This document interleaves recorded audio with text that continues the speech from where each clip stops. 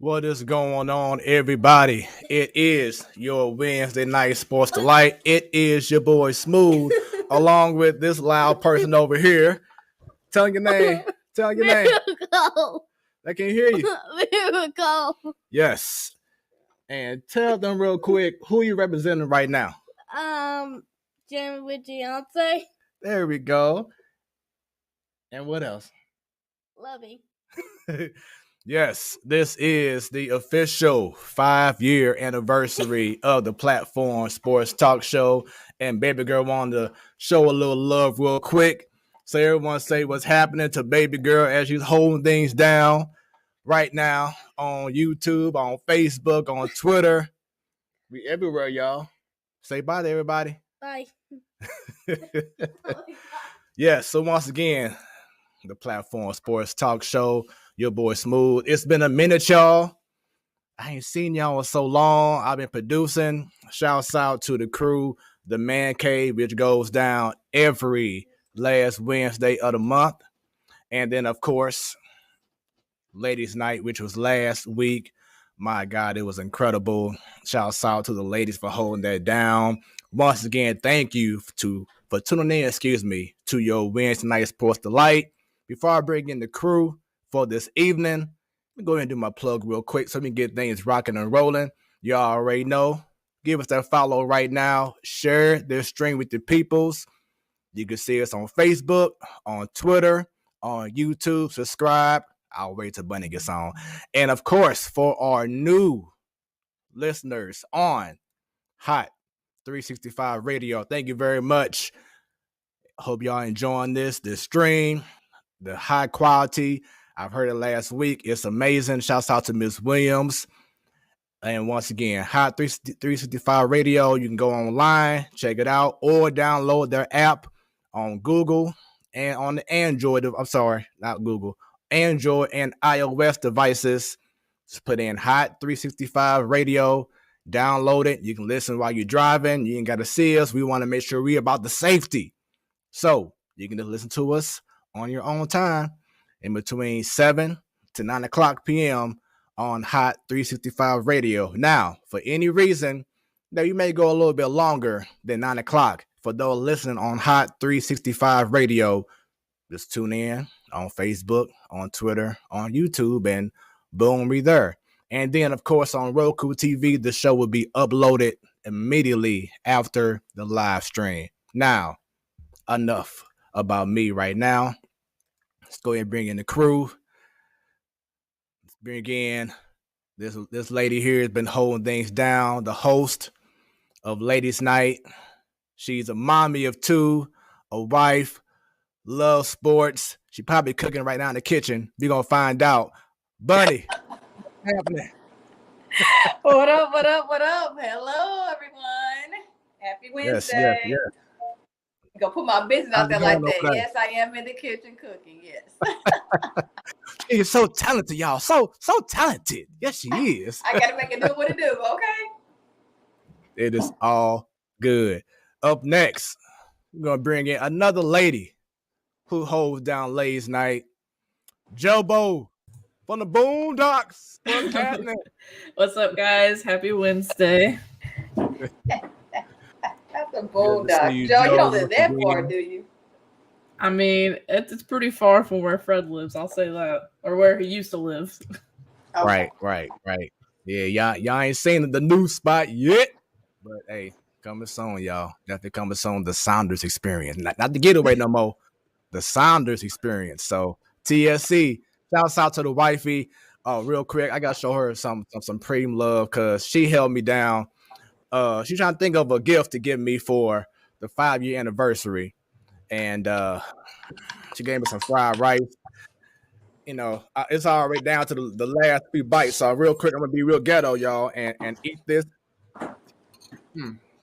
So delicious. So wifey, Jamie, thank you very much. My SA Dub, I appreciate you coming through with the rice and the clutch. Now, gotta bring in my boy, representing HBC Dub Wrestling. This man's amazing. He knows his stuff. Very opinionated. And T-Bone, what's going on with you, brother? What's up, everybody? What's up, everybody? I mean, I think I kind of hold the record for the farthest away. You know, if we. But, Wifey says me and your mom was working hard thinking. Shouts out to moms. I appreciate you, mom. Love you. She was texting me over these last few weeks like, I ain't seen you on a long time. I'm missing you. You got to get back on here. So I'm here. Love you, mom. But thanks for always supporting me and everything that I do. Same thing with you, Miss Williams, and to everyone who's watching the platform Sports Talk Show. We all definitely appreciate the love. 5 years, y'all, for me.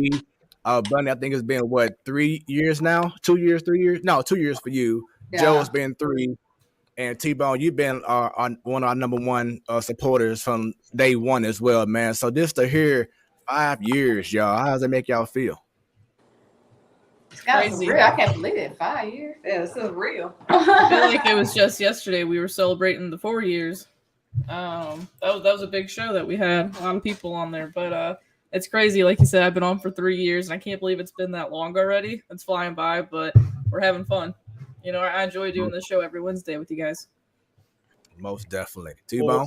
What was it, 4 years ago that I was walking over from the hotel to WrestleMania 34, giving an update on what the scene was in New Orleans, the on-site correspondent. Right, you sure was there. Hey, that's right. That's the one in which Daniel Bryan won both those matches, right? No, that's when he came back. Okay, you can't. Oh, that's right. He came back. Ronda Rousey debuted, right? Yep. Ronda Rousey debuted. Daniel Bryan came back. I'm sure there was a lot of stuff. It was a long 8 hours. So, right. Man, thank God they changed that. I was just telling somebody because I took screenshots of it because I was going back and watching like WrestleMania 1 and 2, and I noticed what the run times were, and it's like you go from like 164 minutes for the first one. You get up to like WrestleMania 20, and it's like 200 and something. Then you get up to like WrestleMania 33, 34, 35. Like it's 320 minutes, and that's just the regular show, not even including the pre-show. So, right. Yeah. Right. And I'm like, when you go and see the 2 nights, you go back and see like 100 and something minutes each night or 200 and something minutes each night. It's like, yeah, that's a lot better. I can deal with that. And is it true that Stone Cold the first night came out like at the 3 hour and 16-minute mark? I saw that somewhere else too. I didn't look. I didn't go back and time it, but that sounds about right. Could be. Okay. And Bunny, how about yourself? 5 years of the Platform Sports Talk Show. Hey, I commend you and your team, the original crew, because I remember the black curtain type background and backdrop. And from then to now, you have evolved so much. So yeah, the Platform Sports Talk Show was doing the damn thing. So congratulations for your vision coming to fruition. 5 years later, here you are. I can't get the curtain all the way in there. Make it look like those things. Back to the old days in the getaway. Shouts out to Sadal, my A1 man. Me and him started the show. Stan as well. He couldn't be on the night. Today is his mom's birthday, so they celebrating it right. So to Mrs. Stan, should I say, or Miss Stan, thank you for having such a cool young man to be part of the show. And so once again, 5 years. It's been an amazing journey, and more to come. I gave some great news about a good 2 hours ago to Joe and the Ladies Night crew about something special for next month. So stay tuned for that. I love to say stay tuned. But once again, right now, I'm so excited. Man, I was so excited when I got the email. I'm like, oh yeah, it's official. I didn't have my phone next to me. Brendan was like, "Hey Joe, breaking news." And I'm like, "What?" I was like, "It's either gonna piss me off or make me sad or something." And he told me, I didn't believe it. I had to look at my phone. Yeah. So hey, I got y'all. That's what I do. It's You know, I'm your boy. I got you covered. So once again, to the ladies, real quick, Joe, Bunny, excellent job once again last week on Ladies Night. Goes down once again every first Wednesday of the month. How did it feel, Joe, having Miss Brittany Zabalik on the show last week? Brittany Ballack. It was crazy. Like I said before to you guys before, and even on the show, I haven't seen her in person probably 8, 9, 10 years. So it was cool seeing her. We caught up a little bit afterwards. Probably catch up at our 10-year high school reunion. So it was cool, and hopefully I can get someone else I played ball with later on for Ladies Night. Let's do it. And Bunny, how about yourself? Awesome. That ladies' night, having Brittany on there, and she was like, "Oh, I don't know what to say. I'm gonna be nervous." I'm like, "You'll be okay. Even if you have something in your red cup or not, you'll be all right." She was a bomb.com, very entertaining. She was a wonderful guest. Can't wait to have her back on there again. Even though soccer, softball is her background, it's like she was going with the flow. So she blended right in with the ladies crew. Yeah, I definitely just love the flow, the energy of that show. Y'all really brought it. So definitely salute to y'all ladies for holding things down. T-Bone, y'all debuted the Man Cave. How did that feel? I mean, it's anytime you get to get that group together, hearing everybody talk, getting opinions and everything out there, it was a good show. I think we're gonna have a lot more coming for next month, or not even next month, 2 weeks from now. So looking forward to it. And Miss Williams, definitely it was fun, and I guarantee you, everyone, it's going to continue to get better and better and better. Once again, the Man Cave as well, every last Wednesday of the month.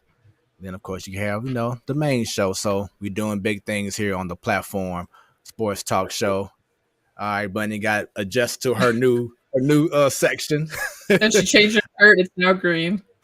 Man, the life Well, of was it, or is it, was it blue or was it green? What is it really? We'll never know the color. Good question. That I don't have the answer to. I'm gonna let you guys guess.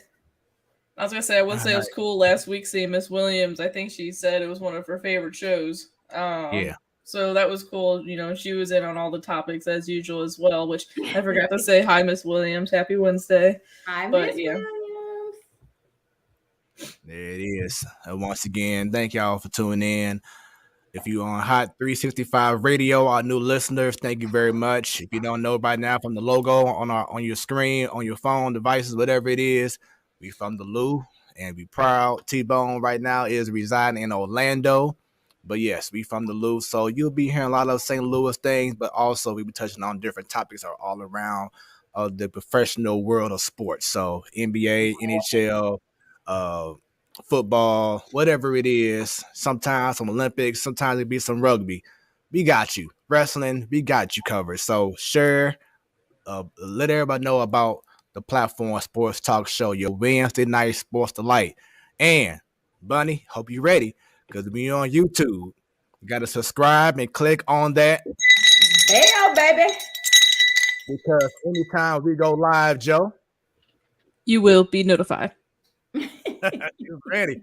Yeah. All right, y'all. So it's been a minute for me. I kind of want to call this like the last, what has happened since I've been gone, but y'all have pretty much covered a lot of things, but you got to go and get things started with, you now have my attention. What sports stories has your attention? Joe, what's going on in your world? I feel like a big important one we should talk about, and I'm sure we'll talk maybe a little bit more later on in St. Louis at least, is how about them Blues? Your St. Louis Blues. They've been playing really good lately. We're on a 6-game winning streak. It just looks like everything's clicking. Robert Thomas is probably one of the best puck handlers and passers in the league. He's been fun to watch. Huso's been, he's been great. Tarasenko, what would we do without Vladimir Tarasenko? If you go back to our shows earlier, if you go back to our shows late last year, and we're like, take me to get out of here. And now he's one of our best goal scorers. Not to mention, I think we have almost 7, 8 guys, maybe more than that have 20 goals this year. So it's just, we had like a month there that we weren't clicking on all cylinders, but they look like a dangerous team again. So let's see what happens. They got to keep it going, though, because the Wild's right there. And what's crazy is that the last show that I was on, and I think that's a show that you couldn't be on, I wanted to ask you, like, it was getting to a point where we worried about them making the playoffs. And now they won, what you say, 6 in a row? Like I just said before, Tarasenko has been playing bananas. And we all thought that it was going to be like, you know what, it's time for a divorce. He ain't happy, whatever it is. He's mad at the doctors. He was whatever. And now he's doing his thing. He's playing. It's kind of like how Pujols was last night, kind of bringing back the old, famous, guy, Tarasenko. The play he made last night with that goal, him pushing those passes, I'm telling you. Man, him shoving the guy away last night from Boston. I mean, he's really been playing some great hockey, and I wonder if it's just kind of been like a combination of going through the pandemic these last couple of years, everyone being stressed out, not being in their norm. And now that you finally have a full season where I know the first half, a lot of COVID, tests and everything like that was going on and people had COVID, but still it's more of a natural feel. Do you feel that could be a little bit part of why he hasn't been as angry, because now things are kind of like back to normal a little bit more? I mean, I guess you could say that about a lot of people, though. Like we can all agree last year the Blues they weren't the Blues that we've been used to the last couple of years. And even in 2019, 2020, we started off really hot. The pandemic happened, and then it kind of fell flat after that. So I guess you could say that, maybe more so to other people. Maybe Tarasenko is one of those guys. But like I said, I don't know if Army was lucky or, or like Tank's just playing really well again. Like, could you imagine right now if Tarasenko, we let go of him for nothing to Seattle Kraken, and he's doing this over there? So it's just a blessing in disguise, I guess. And he's shutting a lot of people up. Yes, he is. And what do you think has been like the on switch for Robert Thomas? Because during the All-Star break, it was about Jordan Kyrou and his emergence. Now he's kind of faded away. Maybe other teams have started to get the tape on him and know how to play him. So now it's up to him to adjust. But Robert Thomas, my goodness. Mm-hmm. I think he's got 60 points right now, maybe more than that.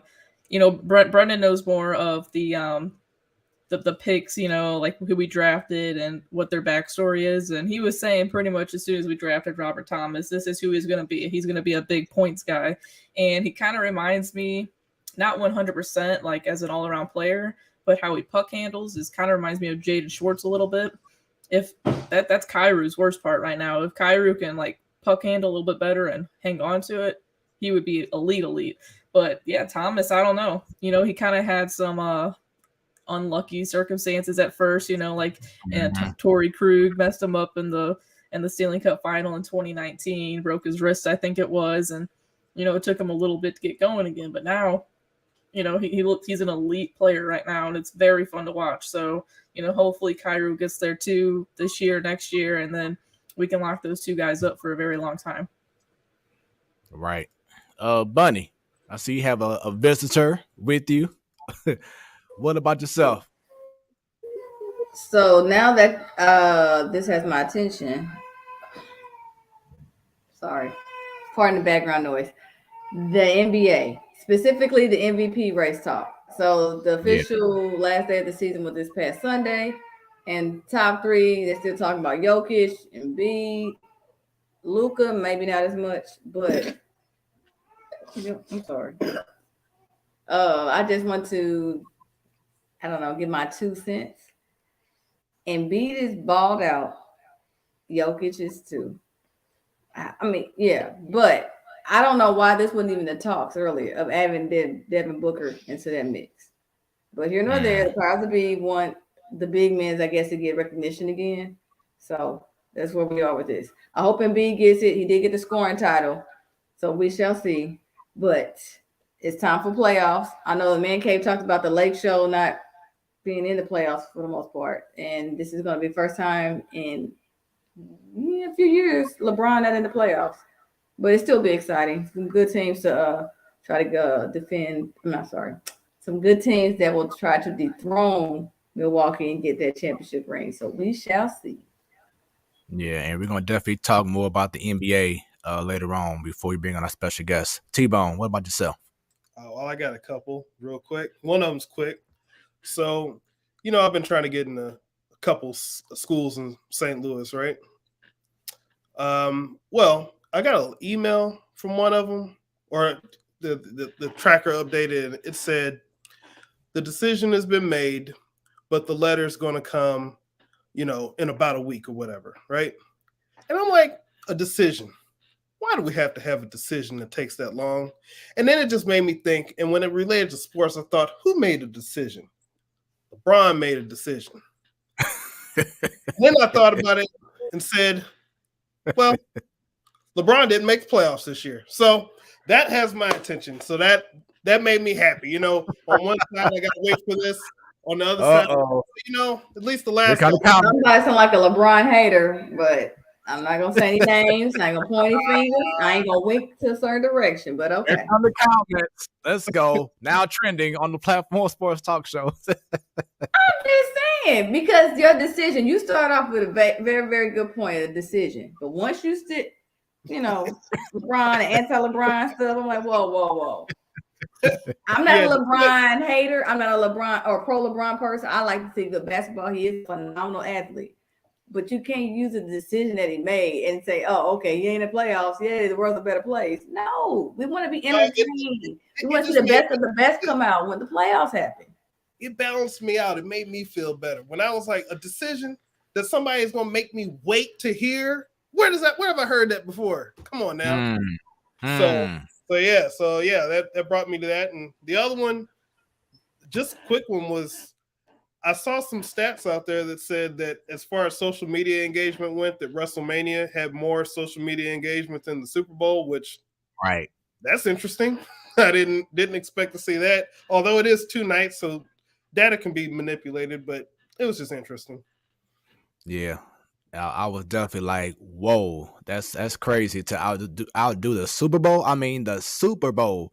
That's pretty amazing for WrestleMania. I mean, I feel like the Super Bowl wasn't as, I don't know, there wasn't that big of a lead up, I feel like, this year for whatever reason. I don't care about those teams. But that might be the reason why you think about it is look how incredible the previous weeks were leading up to the Super Bowl. Yeah. The great game between the Chiefs and the Buffalo Bills. I mean, every week outside of like that one of them very first 2 wild card games, every other game was like the last drive was the game winner.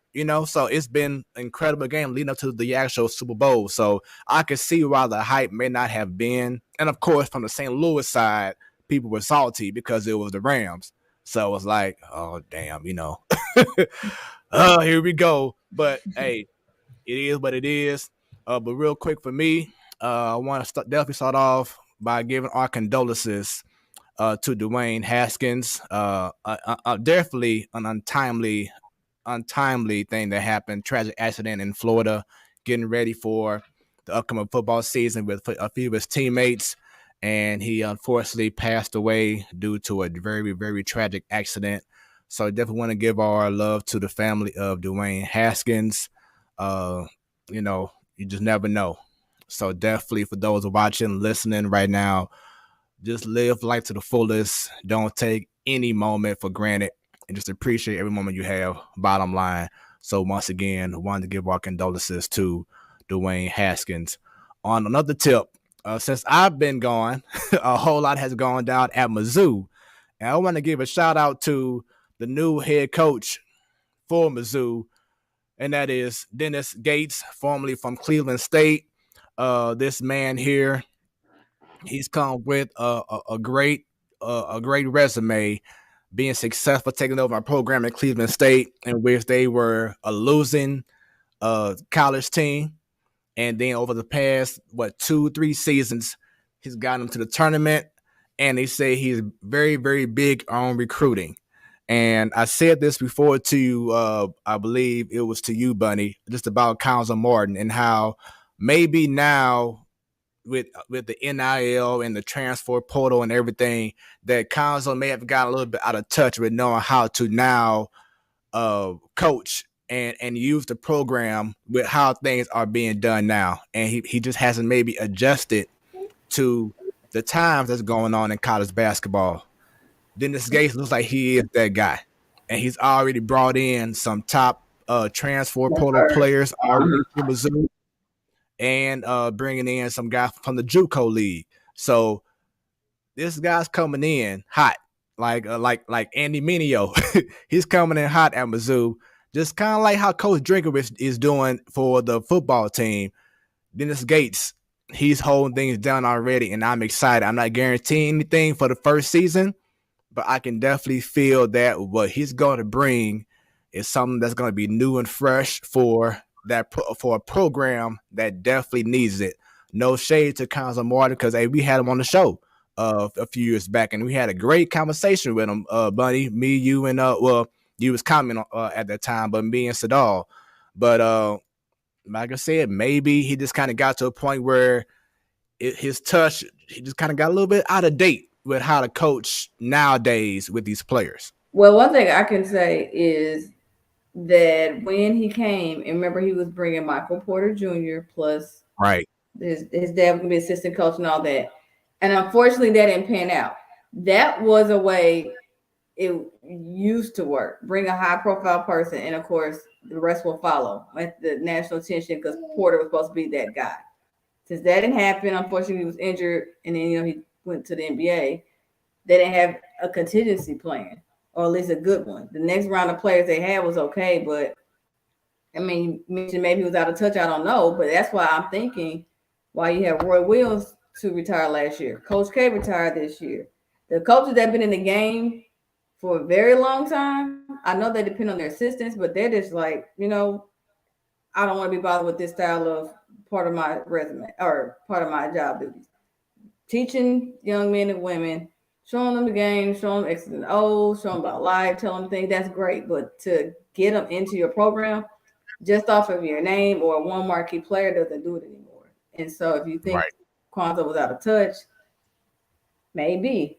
But yeah, you definitely have to, like you said, as far as recruiting, how to get players in the door. And the other thing, of course, is the transfer portal. When we have our past guests on, a lot of coaches, I ask them, or you ask them about how their feelings are with the transfer portal. Because a lot of times now you're seeing every day, specifically in the football and college basketball ranks, Division I, somebody entering transfer portal, somebody entering. And it could be somebody that was on a Final Four team to somebody that was on the conference player of the year, and they're still looking at the transfer portal. So that's another part of recruiting that you have to look at.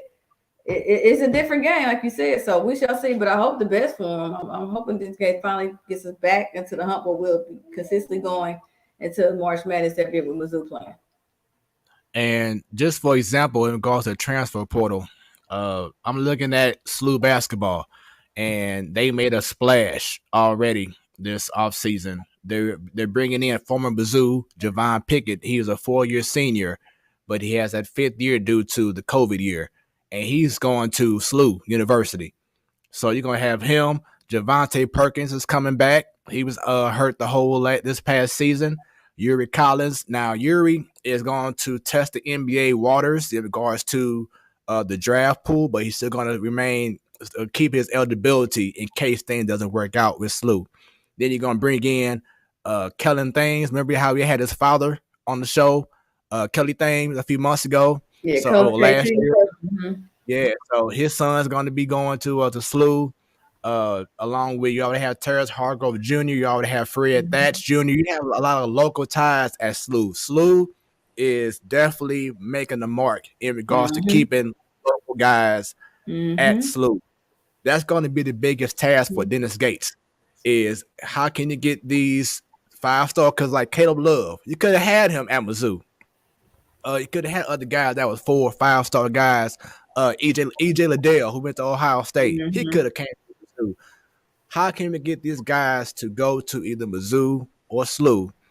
and not have him go to these Ohio States and Dukes and North Carolina. So speaking of which, Mr. Vance Coy, our former guest, he commented about Jason Tatum, saying that he should get MVP votes. I agree. Not saying he should win, but he should definitely get some. Yeah, be in the conversation. That's what I'm thinking. I think people got shortchanged with the MVP votes, or just even in the conversation, be it on the ballot.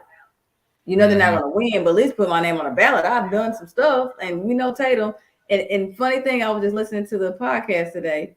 Speaking of Tatum, the beginning of this season, people were saying Tatum and Jaylen Brown should break up. Should be a divorce. They go separate ways, trade on all this. And that same team that Tatum is on and Brown is on, playoffs, what number 2? Number 2 seed. 2 seed. Isn't that crazy? A lot can change in the season. It seems like people don't look at the whole marathon. They're just looking at the sprint. Like, it is a long season and a lot of stuff can change, and Tatum proved it. Yes, he did. I want to talk about this guy. Ladies, y'all brought him up last week, and he completed all 4 days of the Masters. That's Tiger Woods. He didn't win it, but he definitely, just the resiliency. Y'all talked about a little bit last week, but for him to come from a place 2 years ago or a year and a half ago where we thought he could either lost his life, lost a leg, or something, and he came back to the Masters a year and a few months later, and was actually able to perform all 4 days. He made the cut. First off, that's big enough. But then to play all 4 days, he, like I said, he didn't have the great ending. But I don't think anyone really expected him to actually win. It's just the fact that he performed. He was out there and he held things down. How amazing do y'all feel this is for Tiger Woods to do what he recently did this past weekend? It's just crazy he was able to go out there in any way, shape, or form to compete. So that's just cool. And like you said, you know, it's thankfully he didn't lose any limbs and didn't lose his life. So it's crazy that he was able to do that. Shout out to Tiger for even making this comeback. This is actually his second comeback. Okay, the tragic car accident, and then a few years ago he did it too, right? Yeah, he has, some terrible back problems and everything. Yes. So this man has 9 lives, and I'm not mad at him. You keep going at it until you feel like you cannot take another breath of air. Until then, you keep going at it. So he didn't win. The fact that people were intrigued and tuned into the Masters just to see him, he still brings that type of attention and all the hoopla with it. Because again, I don't watch golf, but when Tiger started making moves back in the mid-90s, I'm like, let me see what all the talk about. He is a good draw, and I'm happy he bounced back from that accident, and hopefully no more issues, and he can actually consistently be on the PGA Tour, including coming to St. Louis. Right. T-Bone. I was in a restaurant in North Carolina this weekend, and I remember hearing that he was going to play, but I wasn't really thinking about it. But I saw it on the TV in the restaurant, and I was like, "Oh, I forgot he was playing." But every time they would show, who was playing, I would look up to see if it was him, to see what was going on. And like, if I'm not mistaken, like Thursday and Friday, it's not like he was doing terrible, right? Right. He was doing, he was fairly keeping up Thursday and Friday. Saturday, I think, is where everything kind of, took a turn. But he was, he was doing okay. And if I'm not mistaken, he already committed to playing in another major tournament, right? Right. I believe in a few weeks you have like the PGA Championship, or maybe a few months down the road. Then I know he's probably talking about being in another tournament very soon. So it feels like 2 tournaments. St. Peter's. I think is that it, Bunny? So you had St. Peter. Oh, okay. I'm sorry. You're talking about something else. My bad. But yeah, Tiger Woods was talking about being part of a few tournaments coming up in the PGA Championship. That's a few months down the line. So just shouts out to him and what he's doing right now in the game. Just been amazing. And just hope that it inspires other athletes to just not give up on whatever that you feel is something that makes you happy. And obviously, golf, competing is what makes Tiger Woods happy. So he's definitely a great example in regards to being resilient. So once again, shouts out to Tiger Woods. T-Bone, last week, Sharita did an incredible job giving her analysis of WrestleMania and what's going on now in the WWE. Why don't you give us your thoughts about WrestleMania and all things WWE real quick? I thought WrestleMania night one especially was, one of the best, nights of an event that they've done in a while. Again, if people have been watching the show, they already knew what I was probably looking forward to the most, which was the Stone Cold and Kevin Owens segment, which, I kept saying, it's going to be a match. And it wound up being a match. It wound up being, pretty fun. It didn't have to be cinematic. It was, everything was out there in the arena for everybody, in the stadium for everybody to see. I think that anybody who went to that event definitely got their money's worth. Night two was, I'm not going to say it was bad, but the problem with night two is that it came after night one. So, if we hadn't seen night one, night two probably would have, been one of the better events of recent memory as well. Not as good with the main event. I'm not sure exactly if Roman Reigns got hurt or not. I don't know, but it looked like he may have had, some type of injury where he might not be competing for a while, but they may try to cover it up for a little bit to keep the title around him. Coming out of WrestleMania, and the other big thing from WrestleMania was obviously, Cody Rhodes coming in. Didn't think it was going to happen at first. I was proved wrong. I think that they kept his presentation exactly the same as it was.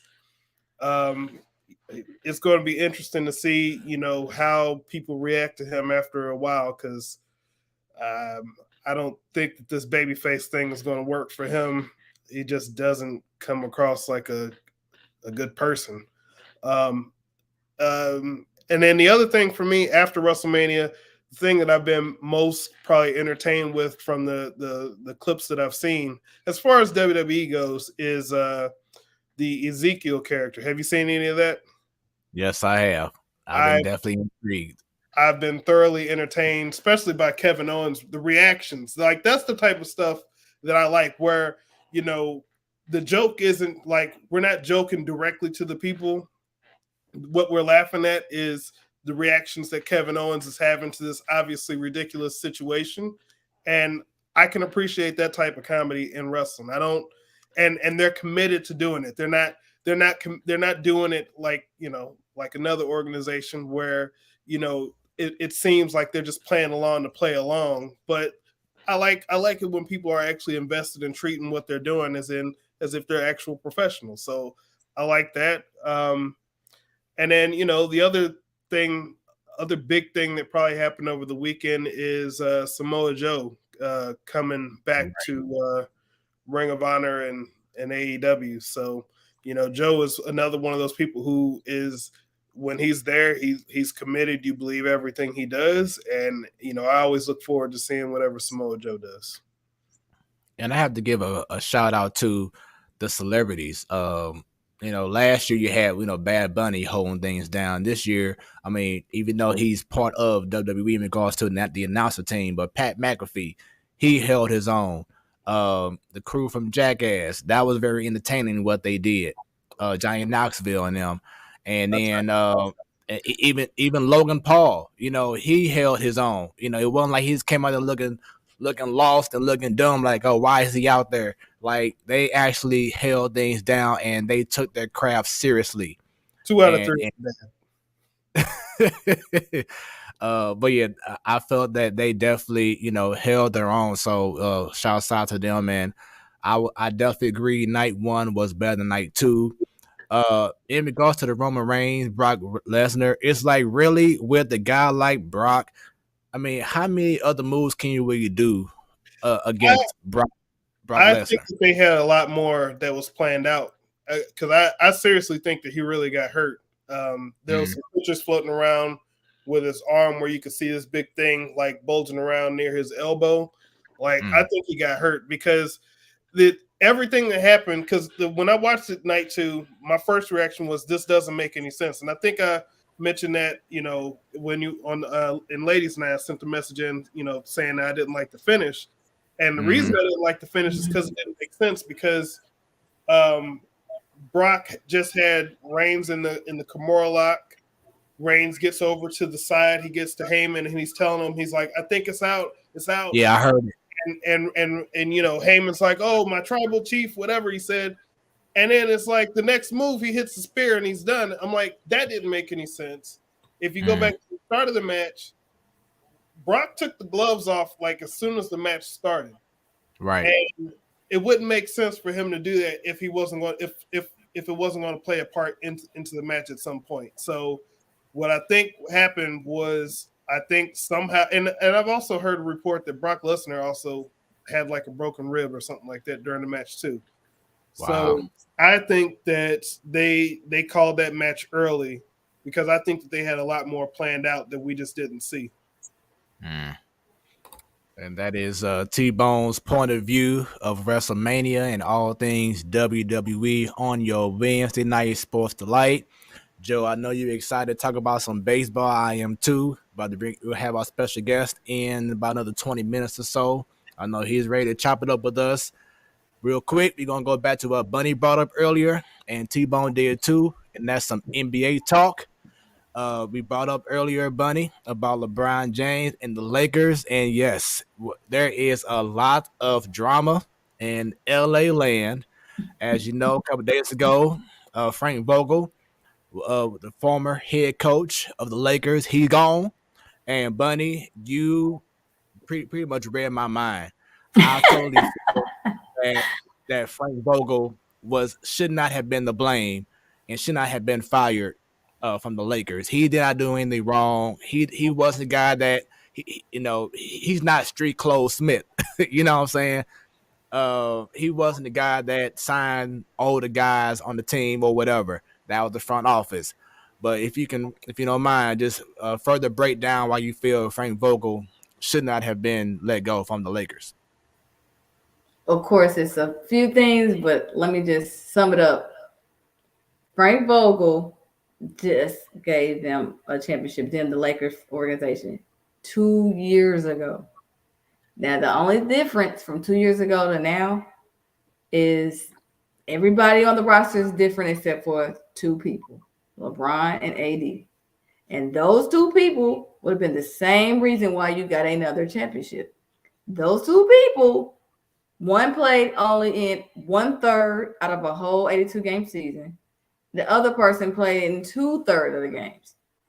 For them to be into the playoffs, especially out of the Western Conference, because you know how competitive it is, you need to be there for majority of your games and to be effective. LeBron did his thing, though. Don't get me wrong, because when he did play, and y'all have heard the stats lately that he's been playing his best ball like back when he was in his early 20s. It's crazy. But he can't do it by himself. And everybody knows the superstar on an NBA team cannot win a championship by himself. You got to have role players. You got to have good players. And AD being street clothes did not help that. Vogel cannot be blamed for that. He cannot be blamed for injuries. I'm sorry. He did not cause people to have injuries. The main two people that's going to do your scoring. Other thing, Vogel cannot control Westbrook, not listening to him. And the Lakers organization knew that it was a question mark with Westbrook based off of his style and what you've heard how he is with other teammates. Hence why the Lakers got who as a backup just in case, Rondo. Because they know Rondo can be a great point guard. He was on the championship squad 2 years ago. So they know what Rondo can do. I don't know why they thought he should have been traded at the deadline because what they got returned didn't give them anything. That was a waste. But here nor there. Vogel cannot control with Westbrook. Westbrook was supposed to be getting benched. Vogel wanted to do that. And the front office said, scratch that idea. All right. Can't blame that on Vogel either, right? So at this point, it was a scapegoat clause. That's what it is. And we know Vogel tried what he could with what he had. And again, when you have your number 2 offensive person, AD, not available majority of your season, your number 1 offensive person, available enough, but still can't do everything. And the other thing Vogel couldn't control is defense. You telling players to play defense is so elementary. And them being lackadaisical and not being able to play basic defense, why is that on him as well? He's telling them to play defense, and they're just being lackadaisical, half-assing it. Y'all, I don't know if y'all saw that one game. Well, LeBron was chewing up in one of the players because it's like, dude, run down the court. Like millions of dollars are paid to you to do basic stuff, and you're not doing it. And yet, again, that's the coach's fault. Come on now. Steve Kerr went through this 2 years ago when Steph was injured. The whole season was done. They didn't make it to 500 record. They didn't make the playoffs or anything. Did anybody say, hey, let's go ahead and fire Steve Kerr? No. We knew the offense goes to Curry. He's not there. They're not anything. Then it happened with Clay. He got injured. Again, Steph put the team on his back. He tried to do what he could. Really made it the playing game. They didn't win. If they would have, they probably may have gotten maybe one other win. But the point is, you know, when you have injuries or your best player's not together, what can you do besides let's hope the best for the next season? It does not mean to fire your coach. Like this league, the mindset is win now, right? I get it. It's about money. However, you got to use some common sense and sometimes treat it as a short marathon. Not one season we bad. Let's just go off with everybody and revamp the roster. No, because look what Pop has done. Pop has been a great coach for years. He's had some off years and non-winning seasons. Look at what's the other one? Not Pop. It's another one. Like I said, I told y'all Steve Kerr, somebody else that believes in their coaches. Oh, Spoelstra in the Heat. You know, people ready to off of Spoelstra's head when LeBron got down there and they didn't win the championship that first season. And what did Riley say? I'm backing my coach. I'm believing in him. They'll get it together. And they did. LeBron left the second time. And guess who's the number one seed in the East right now? Miami Heat. Spoelstra's been there for like 10 years. I don't think people realize that. When you back your coaches and your organization is like, hey, we got some sense. We're going to look at this like, okay, this may not have been our year, maybe not next, but we're going to get there. And we're not going to just say off with the coach's head when it's a bad year. Look what you get. I just don't get it. I know it's about money, but damn, sometimes you got to hold it a little longer. Hold on your little panic buttons, like for real. Look at Will. Look at this comment. Celtics fan, fine. You can hate the Lakers, but just look at it as a basketball fan. I told y'all I like to be entertained. I have long days sometimes. I want to watch the game and be entertained. I want y'all to put your best foot out there on that court. So even if I don't like the team, entertain me, play some defense. But the Lakers, they're just the epitome of what a true NBA team should be looking like. And it's not Vogel's fault. And for those listening on Hot 365 Radio, of course, you can't see the comments, so I'm going to read it off real quick. It says, from Mr. Vance Corey, as a Celtics fan, I can't be happier for Lakers to miss the playoffs. With LeBron on the team, it would be hard to coach the team. LeBron has too much pull on the Lakers. LeBron has too much pull, period, in the NBA. And T-Bone, you've been saying that for the longest time. What? LeBron has too much pull? I mean, that's been my whole thing. It's like, look, this isn't a shut up and dribble speech. This is more of a look, if your role is the player, then you should be trying to worry about being the best player that you can be. And if you are the leader on the team, then making your teammates better. And we talked about it a couple weeks ago. Who has LeBron James, since he has been in the league, made better?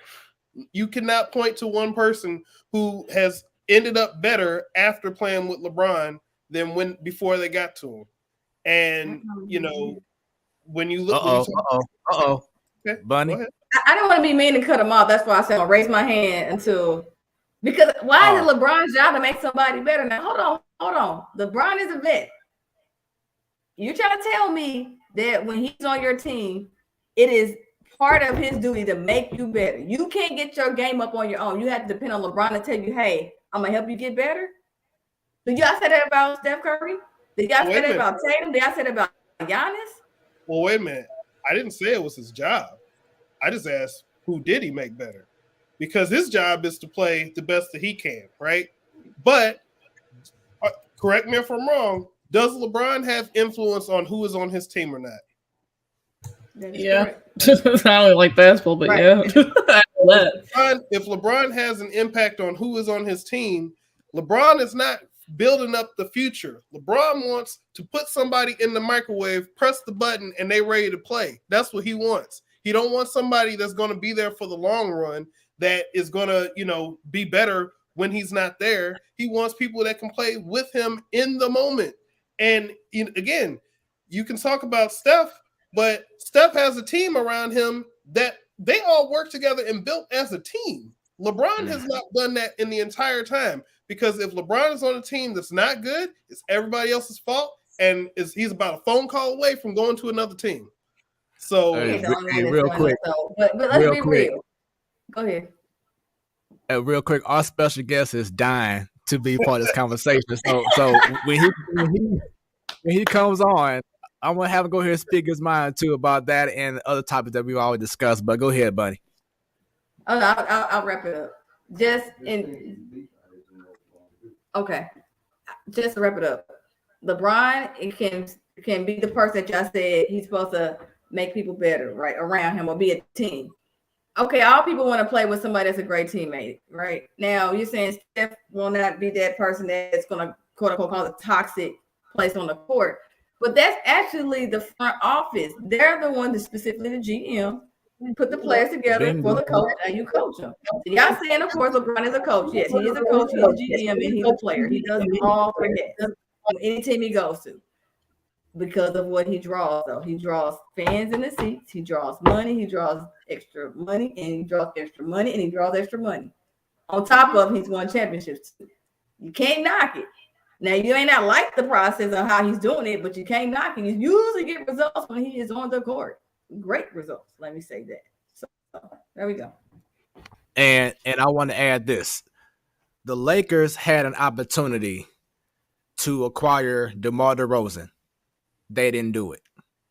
They had the opportunity to acquire a Buddy Hield along with DeRozan. They didn't do it. They decided to take the route, and I'm not sure if this is, and I hope it's not LeBron influence, because that would be like LeBron is done for this. But they chose Russell Westbrook and thought he would be a better fit. DeMar DeRozan and Buddy Hield would have catapulted the Lakers to where LeBron would have wanted that team to be, but front office didn't do so. Then during the trade deadline, they had another opportunity to trade Russell Westbrook to possibly Houston to get John Wall, a guy who ain't even played in 2 years, because he's kind of been like low-key blackballed all of a sudden from playing in Houston. And he's a talented point guard, and he hasn't and he could have probably been a better complement to LeBron James than Russell Westbrook, but they still kept Russell Westbrook. It's a lot of toxicity, going on with that front office, in between Pelinka, Jeannie Buss, apparently Kurt Rambis. The front office is a mess. It's to the point that Quinn Snyder has been considering coaching the Lakers. But after he saw how Frank Vogel just got fired the other day, he doesn't even want the job now. How do you now want to coach the Lakers when you have AD and LeBron? Even though I know it's street clothes right now, but still. That coaches, even like maybe Nick Nurse, coach for the Raptors right now, won championship a couple years ago. He's in consideration. Other guys are, and there's a possibility that Mark Jackson may be considered. But still, to have coaches see how other coaches are being treated by the organization is not a good look, and it's a very toxic environment. And LeBron James should not be the end all be all, because he may not even be there no longer than 2 more years. So you have to start planning for the future, which is something else that's an issue with the Lakers. You had the young guys. You had the Lonzo Balls, the Brandon Ingrams, the Josh Harts, guys who were actually playing pretty good. Randall, you had those guys that you can build long term, but as T-Bone said, the Lakers wanted he wants that instant rice, that boom, instant satisfaction right away, and now it's starting to hurt the Lakers. And not only that, but he's using expired product. Why is Carmelo Anthony on the team? Why? Now wait a minute. Hold up. I don't have an issue with Melo. We know Melo does not play defense. We know Melo will come off the bench, but he's still here and there. He's not a liability to the Lakers or any team he's on. I'm sorry. Technically he is, because he don't play defense. But mine is that part. Right. He's not a toxic person in the locker room. He's not a person that would cause all this ruckus. He's a veteran and he knows stuff. So I'm sorry. He is not an issue. He's none of this conversation even had Melo in it, because the main issue we're talking about, Vogel shouldn't have been fired. The front office is beyond a hot mess. And the fact that when you have somebody that cannot show up, street clothes, also known as AD, this is what you get. Any other team that goes through the same thing, that's because the best player of the league right now, I know some people say maybe not, is why this is even more exacerbated. Bringing up Smoooth point real quickly. He mentioned about all those rookies they had. Remember, basically, Kobe's second to last year, we knew the Lakers were going down. Kobe couldn't perform like he wanted to. He was injured. And then they were putting stuff out there, but it wasn't quality, and they knew that because he still had a lot of money on his contract. Once Kobe retired, they started doing, they knew the plan. We're going to get some young boys for the next 2 or 3 years and see if they can be the group that can start winning the championship or getting us at least far in the playoffs. You had Randall, you had Ball, you had Ingram. Boom. It didn't work out. Other teams do this too. When you get high draft picks 2 and 3 years in a row, let's pray it works. If it doesn't, we're going to ship them off trade bait and get some other people. That's normal in this business. Now, saying that they shouldn't have shipped them off, no, they try to develop, but not really. Lakers aren't a developing type organization. They want that W's now. You take the Kings like they ship them off, or you take them to even the Knicks or something, they don't mind developing players. But that's not how the Lakers organization is ran. So I can't knock it if they were told, like, hey, y'all going to be rookies here. Y'all going to be here 2 years, and that's it. Y'all probably going to go because we don't have time to develop y'all. And that's what happened.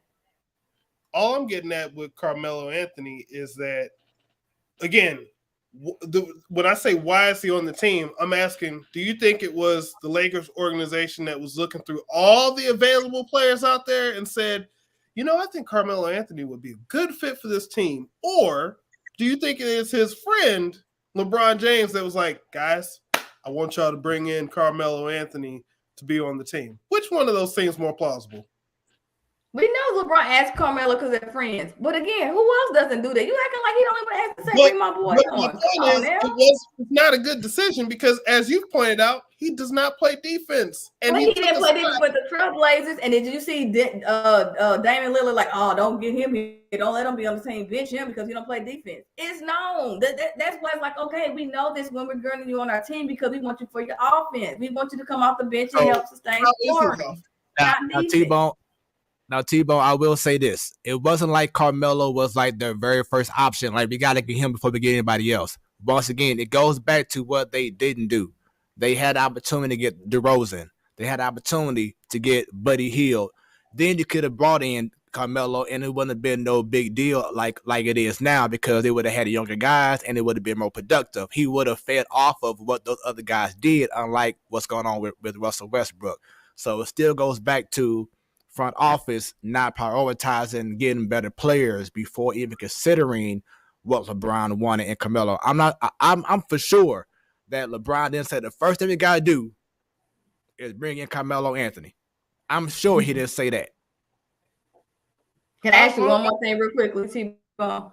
So we talking about how LeBron said called up Jeannie, said, hey, bring my boy Melo on. And she be like, he like, bring him or we're gonna have some problems. They brought him on. You don't think Giannis has his brother on his squad? Just a coincidence? You don't think Giannis can't demand, hey, bring my brother on, let him stay with the team? Don't trade him? You don't think he has clout like that? It's part of the business. You got to keep your people that puts butts in the seats to generate revenue. These contracts, you sometimes oblige to some of the things they request. It is what it is. Who won the championship last year? The Bucks did. Who did they win 3 years ago? What y'all trying to say? Giannis should probably leave Milwaukee when he signed that $1 million contract. Come on, Smooth. On this. Giannis signed that $1 million contract with Milwaukee. People are like, that's crazy. Why is he staying? He should leave. But they not to talk. How old is he versus LeBron? And the average age of the Lakers to go with that? Yeah, the Lakers is AARP club. We know that. Yes. Everybody on there. All I'm saying is that's a liability that they could take that risk because they know what they have on the other end. You have star player, and even if his brother isn't half as good, it doesn't matter at that point. But LeBron ain't LeBron from 10 years ago. So actually, this end of this season, he was playing like that's what I told you earlier. He had some stats that you wouldn't believe. You were like, LeBron did this. He did. You can look at what Russell Westbrook is trying. The stats don't always matter. Right. Exactly. But we want to continue on before we bring our special guest in and before we talk about baseball real quick. But in regards to right now, I'm looking at the Hawks and the Hornets. The Hawks are up 99-75 in the third quarter.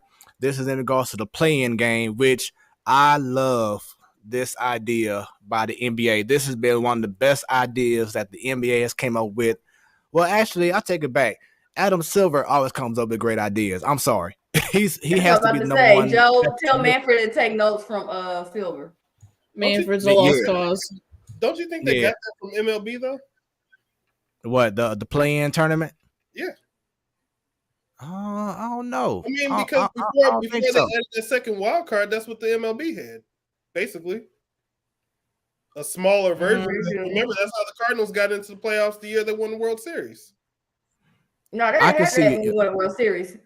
The play-in. I can see his point though. I can see his point because it's giving teams that may not have had a chance years back a chance to still make the playoffs. But remember, in 2011, the Cardinals won the World Series because it came down to that last game with them and the Braves. Then the next year is when they added in. We have the one game. Wild card. Yeah. In 2012. Yeah. I thought it came a little later than that, but okay, thank you for correcting me. No, he's right. But no, like you said, T-Bone, I can see where you're coming from in regards to that. But it makes for better theater in the long run for the NBA for the regular season because teams want to avoid being in that 7 through 10 slot. And as you're seeing your screen right now, last night was incredible. It was the Timberwolves versus the Clippers. Timberwolves won that game.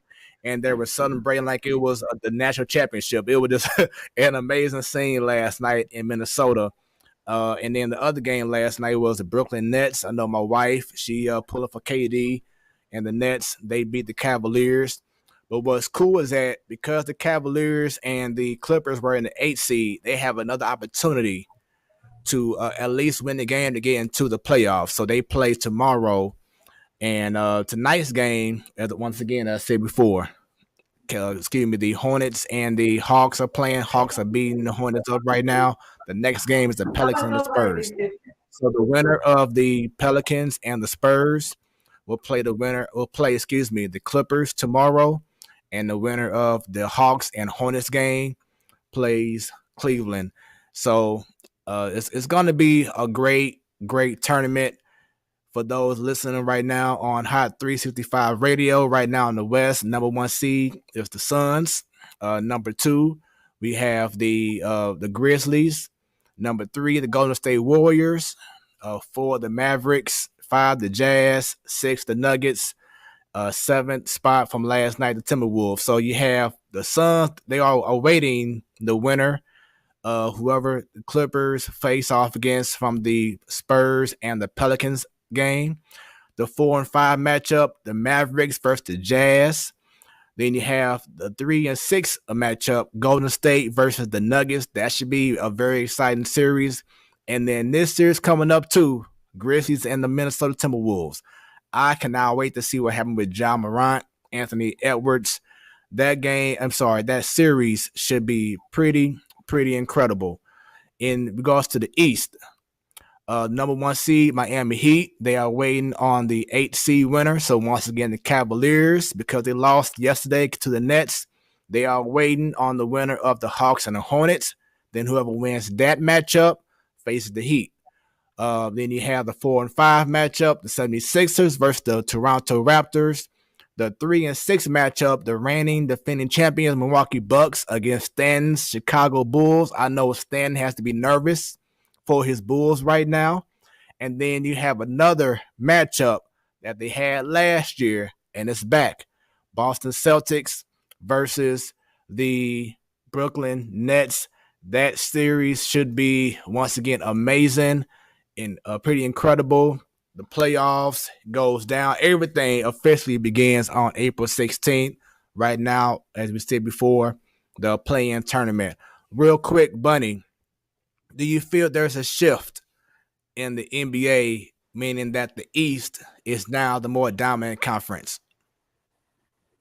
More dominant? No, but almost on the level of the West, yes.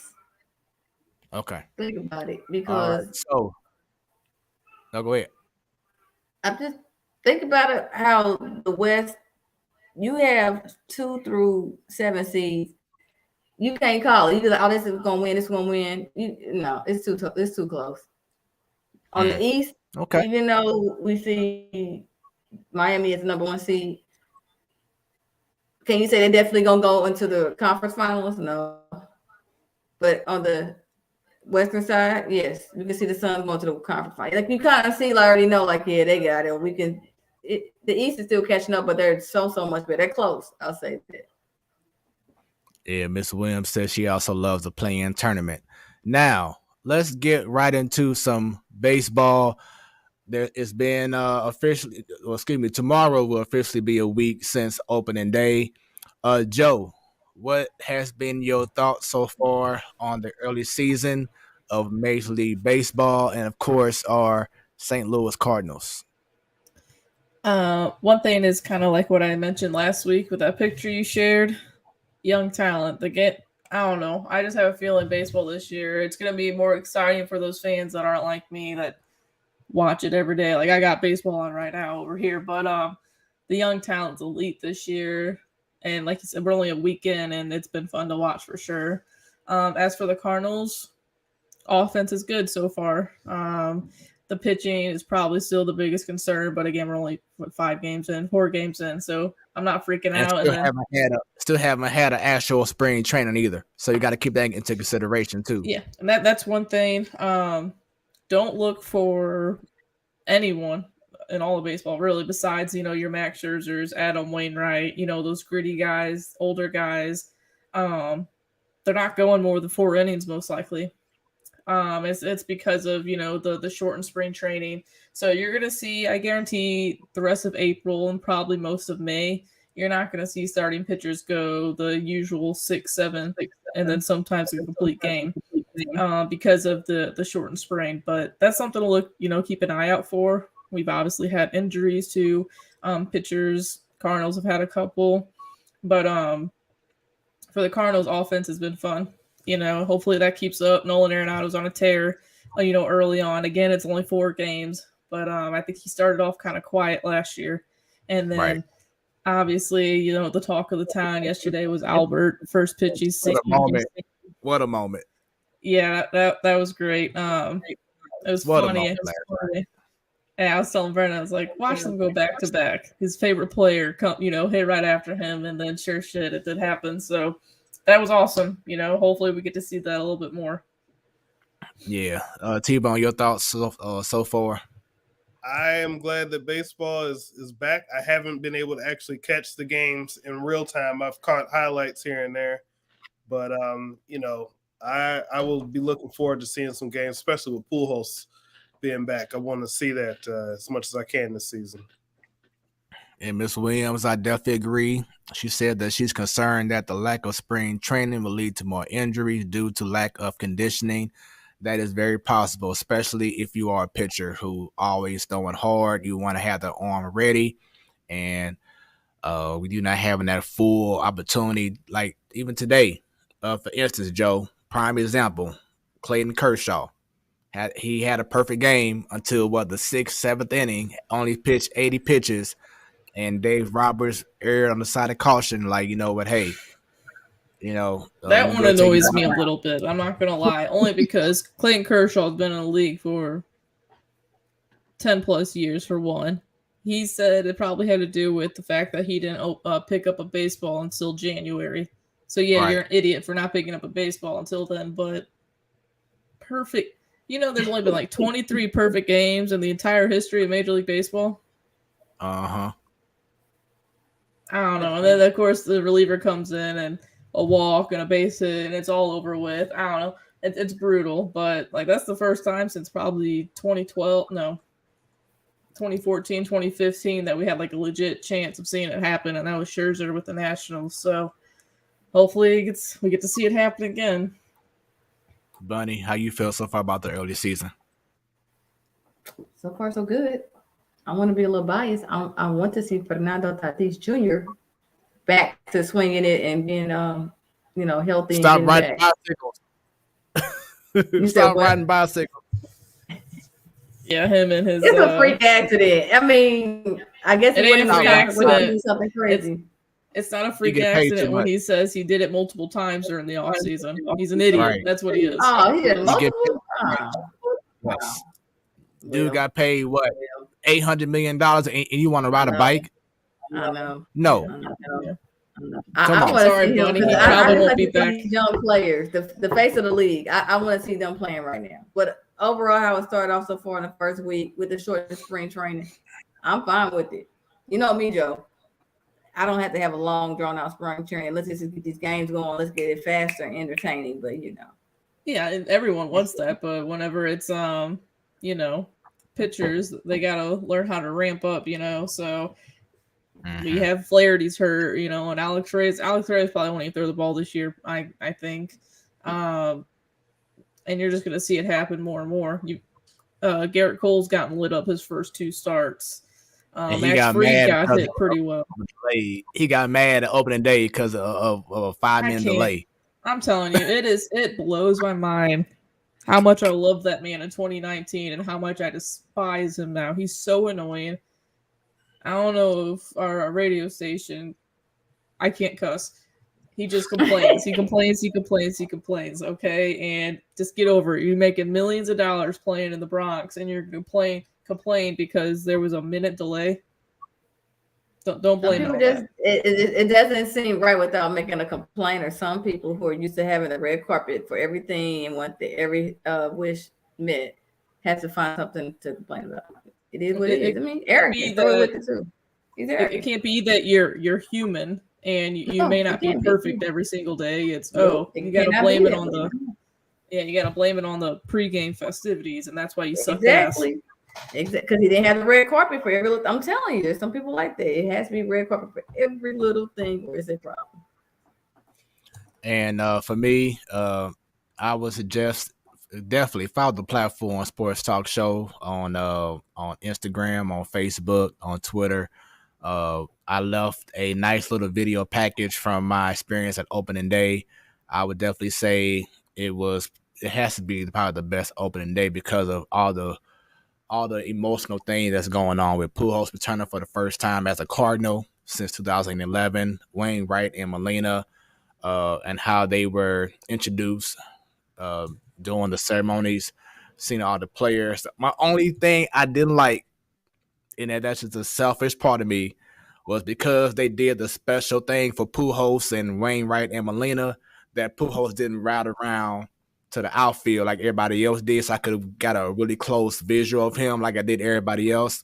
But if you go to my page on Facebook, Fred Head, or once again the platform Sports Talk Show, you'll see photos, you'll see videos of pretty much opening day. It was an incredible experience. Once again, shouts out to the wifey. It was her first time witnessing opening day.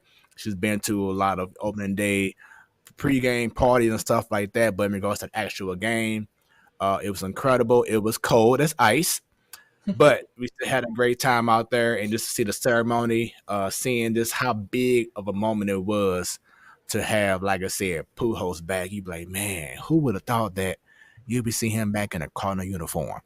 In regards to the team, once again, only 4 games in, a lot of rainouts going on. Once again, lack of spring training, but I like the direction the team is heading, especially with the offense. I think the pitching will definitely catch up once they get more games in. I'm still not sold, Joe. Right now, you probably seen him doing the chat about Paulie D. I want to believe in him so bad, but I'm just not sure yet. But I'll hold on maybe to about a month, and then we'll see how he is, at that time. But overall, I really had no problems because it's too early to think about, it's a problem already or whatever. Yeah, I'd give the whole I would hold off on ragging on people until we're about 2 months in. And end of May, and we're like seeing DeYoung strike out constantly. Then you can start freaking out. He's taking good at bats. He's walking. You talked crap on our chat, and then he hit a home. So that was nice. But I give it at least 2 months. Jamie, your outfit, tutu. Man, when I tell you, y'all, she was the star of opening day.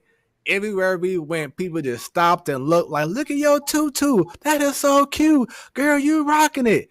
I mean, when I say she got all the love, she got all the love. It was so dope. I felt like I was so proud of my wife. I look at my wife showing off. Do that. I was like, do that there with the tutu. T-Bone, you about to say something? No, I was hearing the echoes here now. I don't know. Sorry about that. If it's my end or if it's somebody else's end, I do apologize if you hear any echo.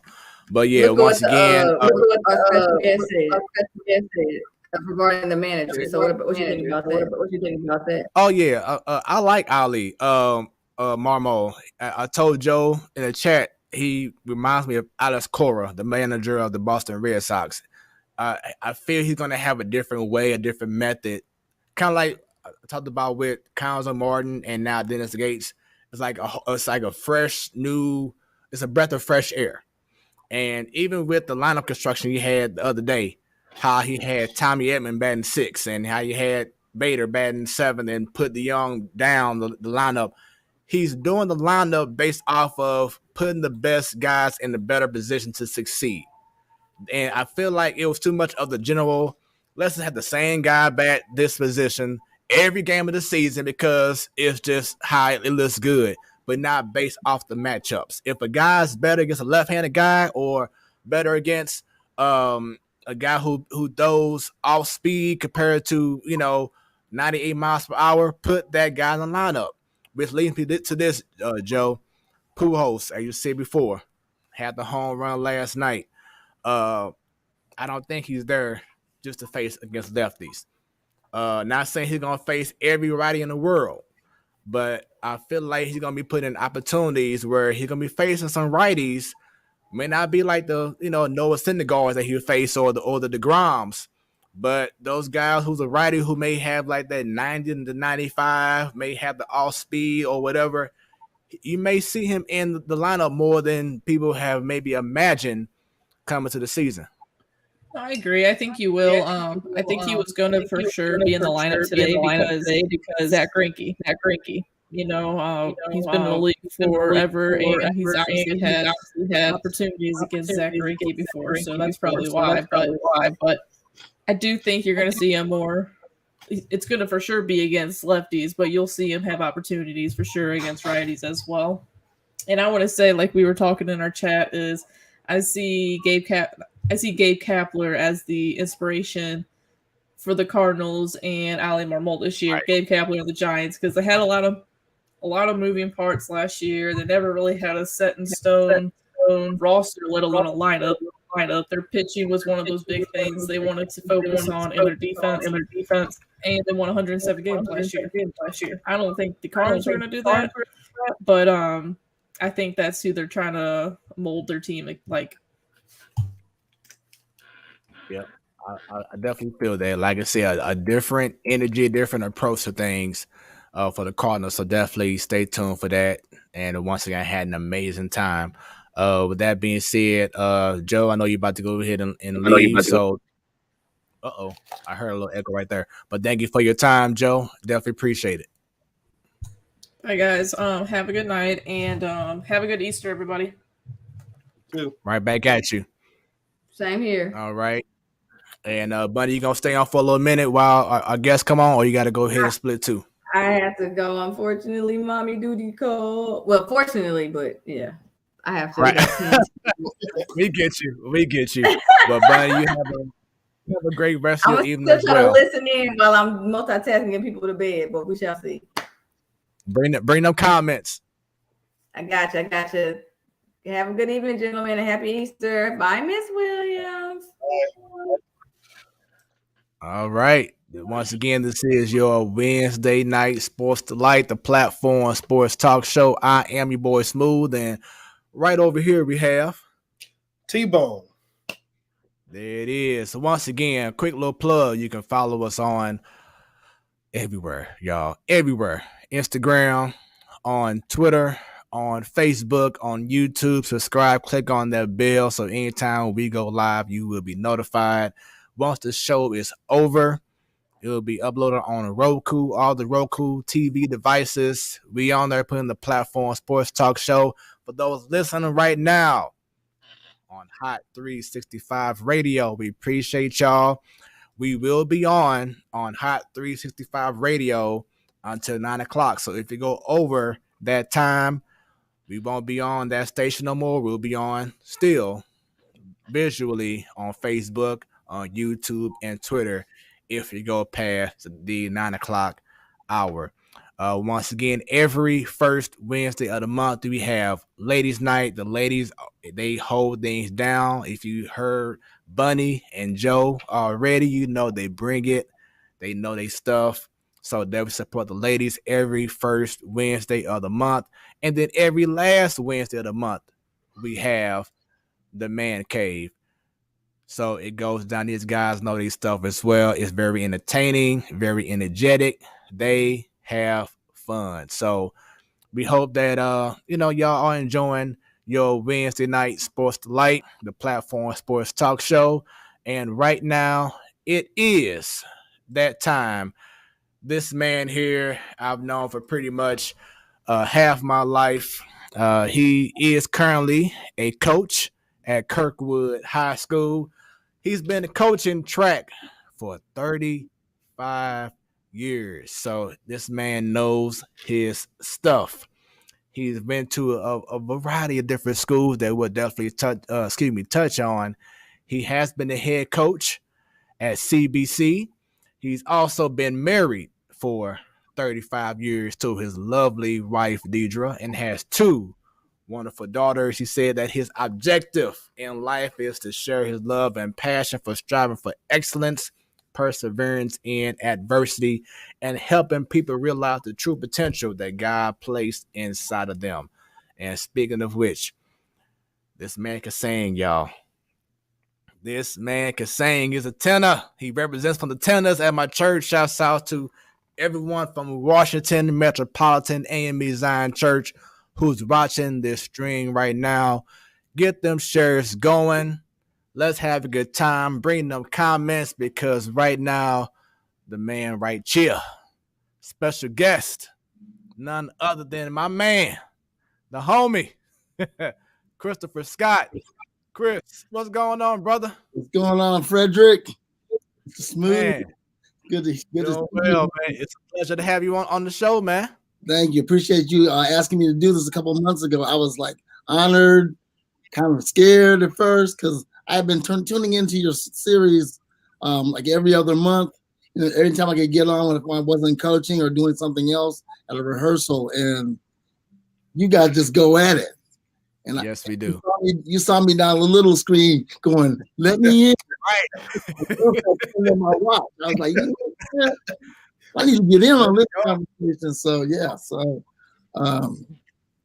it's an honor to be here. I'm glad you asked me to be here, and I'm just ready to get it done. Hey, we definitely are looking forward to having you go ahead and bring your sports knowledge on the platform Sports Talk Show. Our favorite fan, Mrs. Williams, says hello. I'm sorry, welcome, Christopher. Welcome, Miss. How you doing, Miss Williams? Good to talk to you. There we go. So once again, this is your Wednesday night Sports Delight, and as I said before, we were discussing a few topics, and I saw you corner my eye like, oh man, let me get this in. So, what can we talk about first? Right, I'm going to ask you, what was it that we discussed before that you want to go ahead and bring out now before we get to your background story? Yeah, okay. First of all, Conzo Martin and Mizzou. Conzo Martin, I agree with Money totally that he missed the ball as far as what he wanted to do with Mizzou. He came from another SEC program. He came from Tennessee. And he built a really good program at Tennessee. When he got to Mizzou, he was going to do the exact same thing, but he wanted to involve local players. And he wanted to bring in people. Where he made a mistake was he brought in Michael Porter, who had an agenda where they wanted to go to the NBA. And now you cannot go to the NCAA tournament and expect to win or even have a good season if you don't have players staying for 1 or 2 or 3 years. One and done is not going to make it in the NCAA tournament. And Kentucky and all those teams that didn't make it to the finals, they're showing you that every single year the same way. You can't do it doing one and done and transfer portal and having, young freshmen trying to win a tournament game. So you have to have experience. You have to have veterans. You have to have a system of basketball that can go the distance in a tournament situation. And Konzo didn't do that, and that's why they got rid of him very quickly.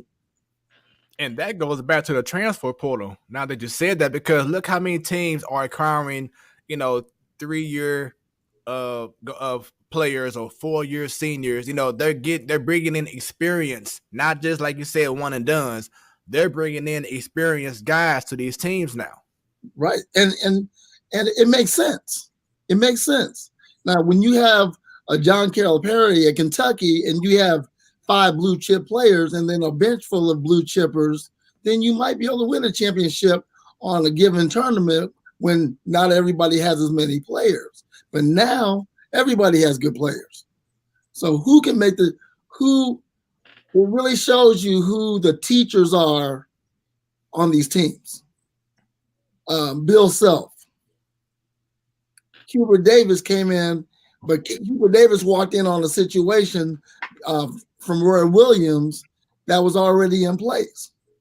4 of his players were 3-year players. Then you add in Caleb Love and Manick, boom. Then you have a veteran team that almost won the championship had Caleb Love been a little bit warmer. Mm-hmm. And a big shout out to Caleb Love. Exactly. I had a chance to work with Caleb Love when he was a 7th and 8th grader. I have a personal business myself. It's a personal training business called Speed Education. And it's how you make yourself faster, more agile, more flexible, et cetera, et cetera.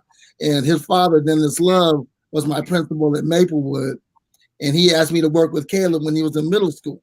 So every day after cross-country practice at SLU, Caleb would come over, meet me at SLU. And during the winter, during the fall, and we would work on speed and agility and power and conditioning as a 7th grader. So he had the stuff all along. And him going to Carolina, which is my favorite team, it was just awesome to watch him grow and develop and reach the pinnacle of where he is right now. And I'm praying that he will stay another year because Carolina is set to make another run too at this too. So pretty much once Caleb Love gets to the league, because he's going to get there, he owes you some nice paydays, don't he? Hey,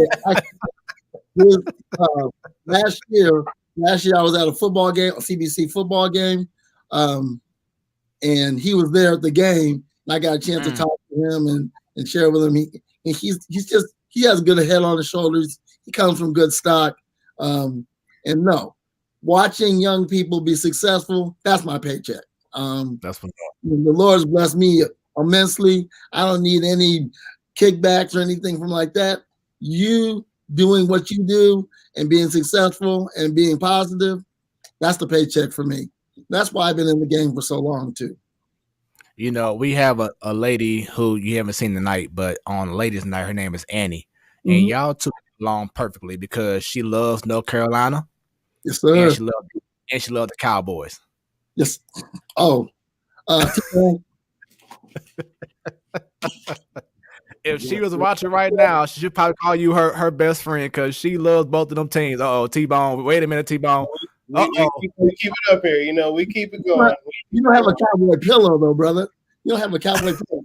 Oh, I'm sorry. You want a cowboy pillow? I got 2 of them. Oh, I'm sorry. Oh. You know what? It's been kind of competition right now, y'all. I'm out of merch. It's getting kind of chilly in here. Yes. I live in Orlando. I don't have these problems. They have tornadoes down there. That temperature drops a little bit. Yeah, so you live in Orlando. That's I got lots of friends down in Orlando. It's a great place to be. Yeah, most of the time it is. It's pretty good right now. Yeah. And And- the Not second, to be- Chris, real quick, the wifey says, "Hey, Chris."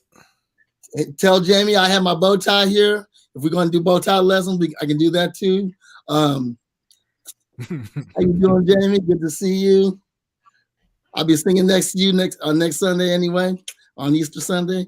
The next topic I wanted to bring up was Mizzou going to the SEC because I have some special feelings about this.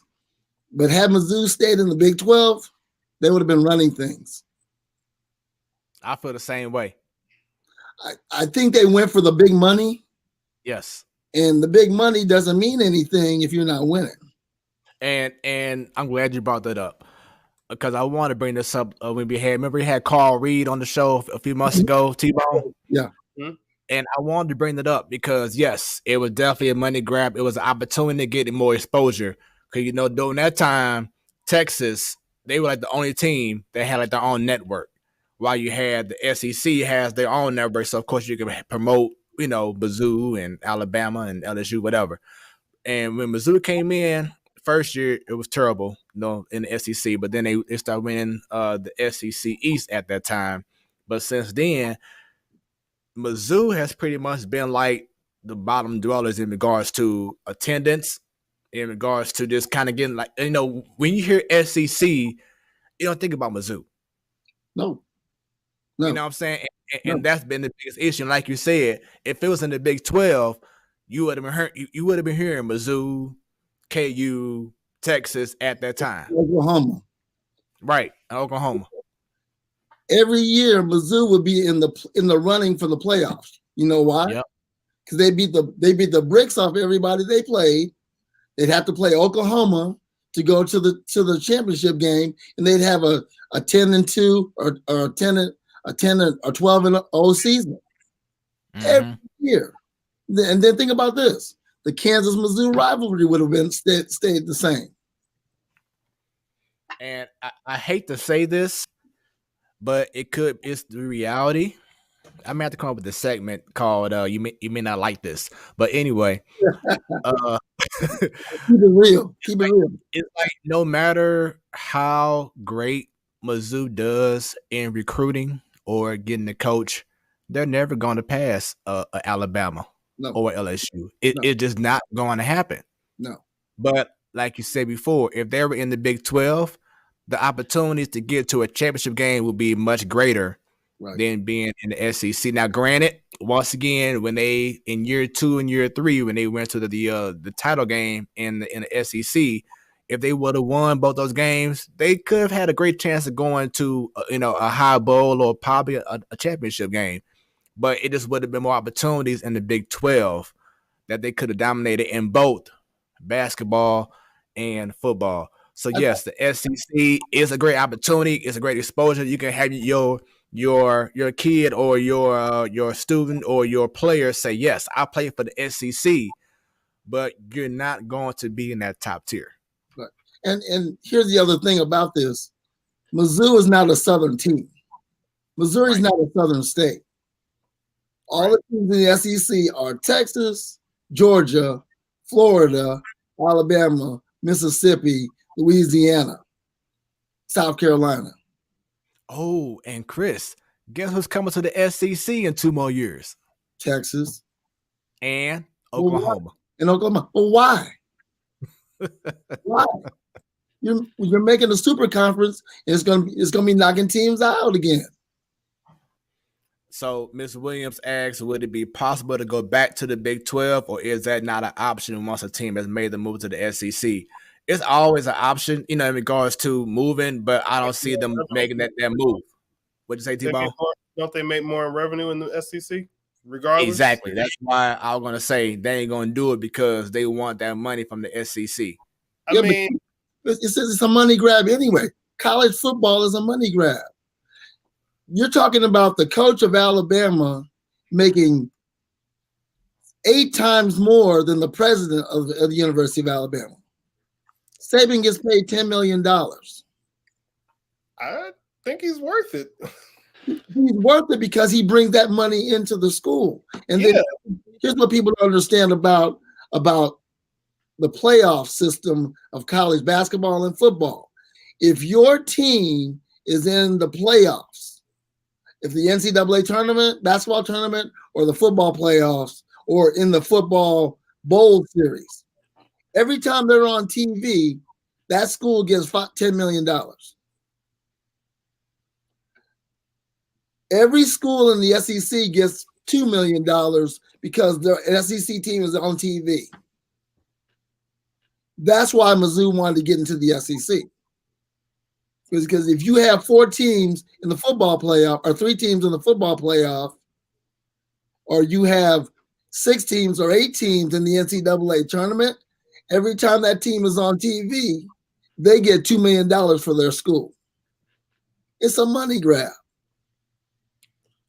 And it's not about performance. It's not about sports. It's about making money for these organizations, colleges, universities.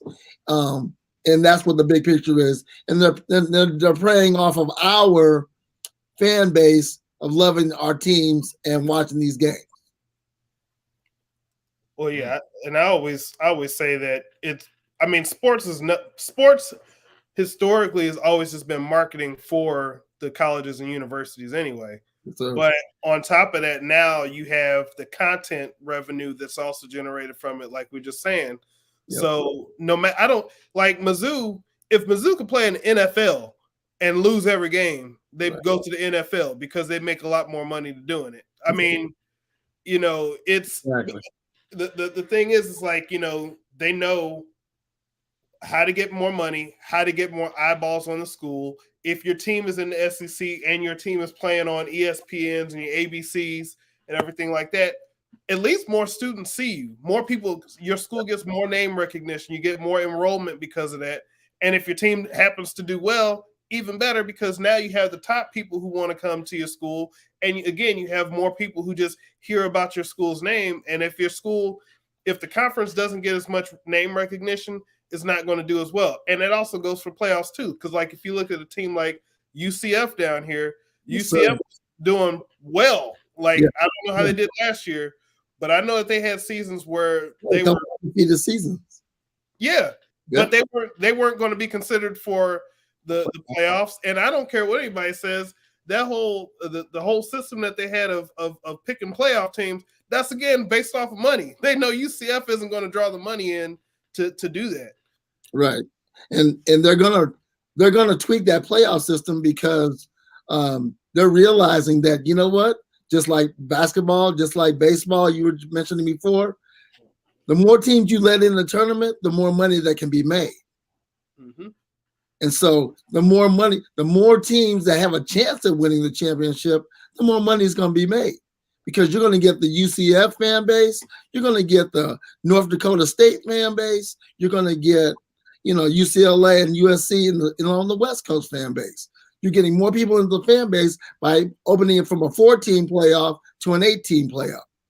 And I was always wondering, why don't you make it like Division I or Division I AA and Division II? If you really want to make money off of it, call the playoff games bowl games at the beginning of December, have your 8-team playoff, and then end up playing the championship game again in January, including more than just 4 teams.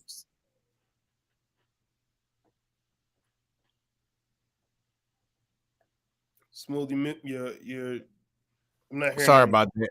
Yeah. Sorry about that, everybody. So Ms. Williams asked, so even being bottom of the league, they make more money? What about reputation and ability to attract top prospects? Now, I want to answer the second part real quick. So you're Coach Drinkowitz, and you're trying to sell Mizzou. One thing that you're going to sell is you have the ability to be in the best conference in all of college football and the opportunity to play against teams like Alabama, LSU, Texas A&M, etc. That's what's going to sell, especially in football. That's what's going to sell these guys to go to Mizzou in hopes of being able to be that squad that says, I beat Alabama, I beat my team, should I say, beat Alabama, beat LSU, beat so on, so on, so. But just being in the SEC itself, that sells a lot right there. T-Bone, go ahead. I was going to say not even winning, because if you can't play for the team, the next best thing you can do is play against the team. Because even if you're not beating them, if that's the highest level and you're competing against them, that means you're at the highest level as well. Your team may not be the best team, but if they're saying that these are the people who you're facing, again, more eyeballs get on you, because if they're looking at Alabama and you're against Alabama, then everybody who's a scout is going to see you and at least be able to see, oh, I didn't see this person before. They wouldn't have seen you before. Again, another team that I think they used to say that happened to would be like Oregon, because of the time zone difference.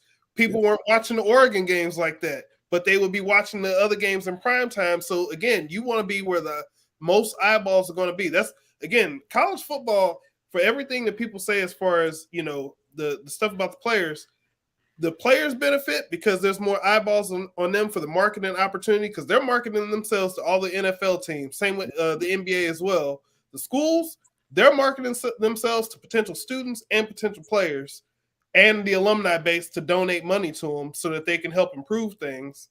And yeah, so everybody's benefiting from this. The TV, they're getting the eyeballs on them. Everybody benefits. Oh, don't forget Vegas. Don't forget Vegas. Absolutely. Don't forget Vegas. I think that teams like Oregon, I'll tell you the best example of the SEC being dominant, to answer Ms. Williams' question. The University of Kentucky now has a really good football team. Right. Why do you think that is? Because they built a culture at Kentucky that's now able to compete on a higher level with an Alabama, an Ole Miss, LSU, Florida, and South Carolina and Georgia. They built that culture because they're down in the South. They get the players that don't get a chance to go to Alabama. They get all these players, and now in Kentucky, which is the basketball school, you see Kentucky now winning 7-8 games in the SEC. That's crazy. And they're not gonna say this, but Mizzou is hating that right now because they want it to be where Kentucky is. We can't beat Vanderbilt. Right. We can't beat Vanderbilt. That's true. But yeah, that's what's going on. And one more topic I want to discuss, Chris, because this had you animated, LeBron James. Okay, so LeBron is what he is. He's arguably one of the best basketball players that ever played the game. I'm not going to give him the GOAT label because you wait till after he retires to give him the GOAT label. You know, Bunny and Joe, they all brought up good points that LeBron was trying to control the narrative of who played and who didn't play. That's not your job. Your job is to play basketball. And as the leader of the team, I think I commented on this, as the leader of the team, yes, you are supposed to make your players better. And as a leader of the team, you don't want to get all the best players on your team just to win a championship. You want to have them build up into something. And the reason why people play with LeBron and then leave him is because he doesn't do anything. Well, and wherever he is, he never makes anybody else better because of being with him. They might win a championship, but that doesn't make him better. LeBron's a phenomenal talent. He can do it by himself. He can't do it by himself because he needs players to win a championship. But I think it was very telling that every place that LeBron James has gone, even though he's won a championship, after that journey was over with, people distanced themselves from LeBron because he didn't give them anything to benefit for him. If I was the best player in the league, or if he was the best player in the league and he was on my team and he went to LA, I want to go to LA too.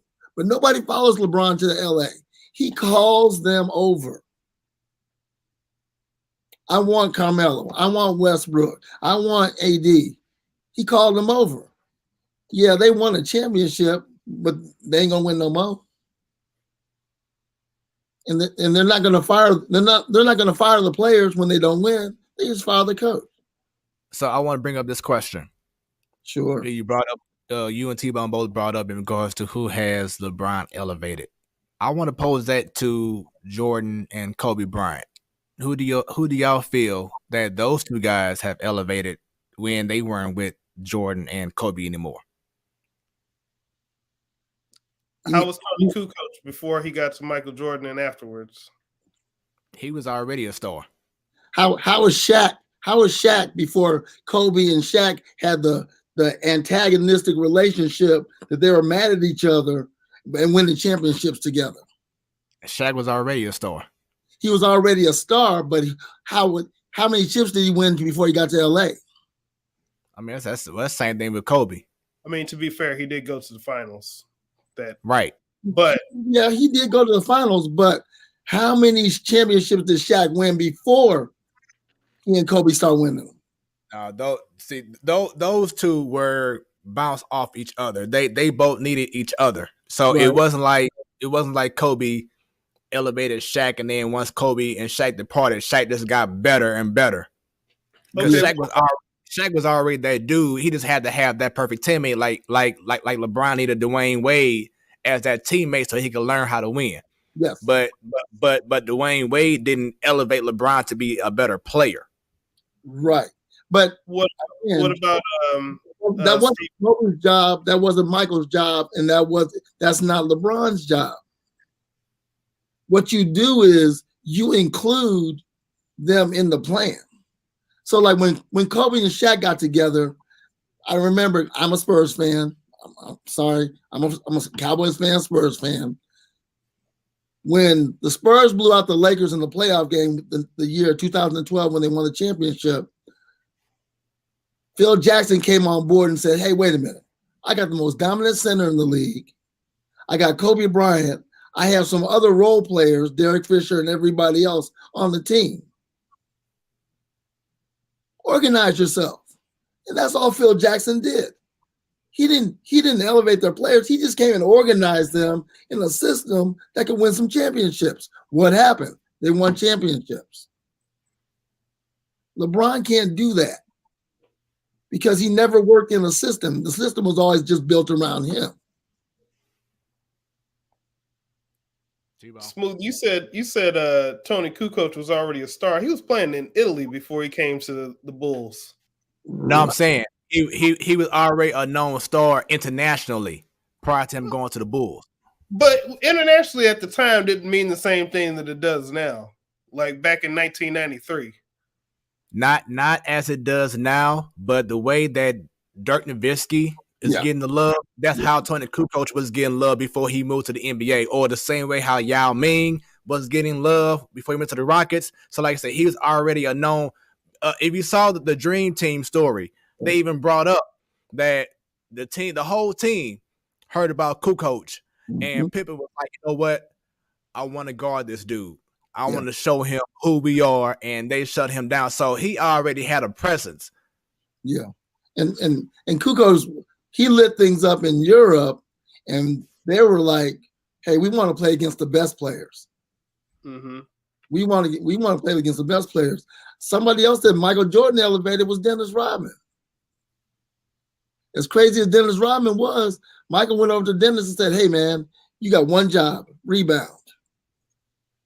But he was already great as a rebounder. It was just a matter of keeping him in control and being in that system.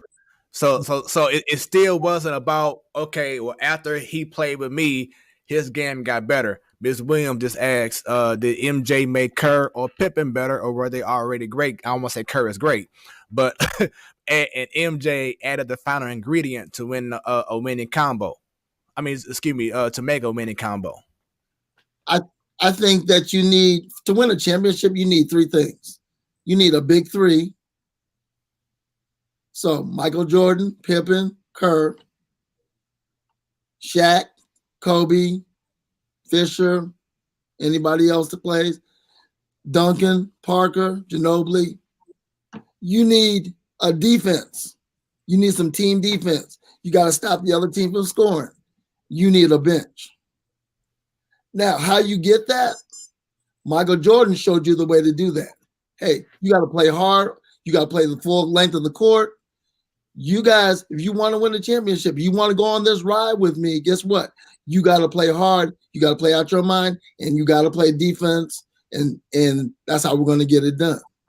So Rodman was a better player. He was a great player, but then think about how many times he led the league in rebounding when he got to the Bulls.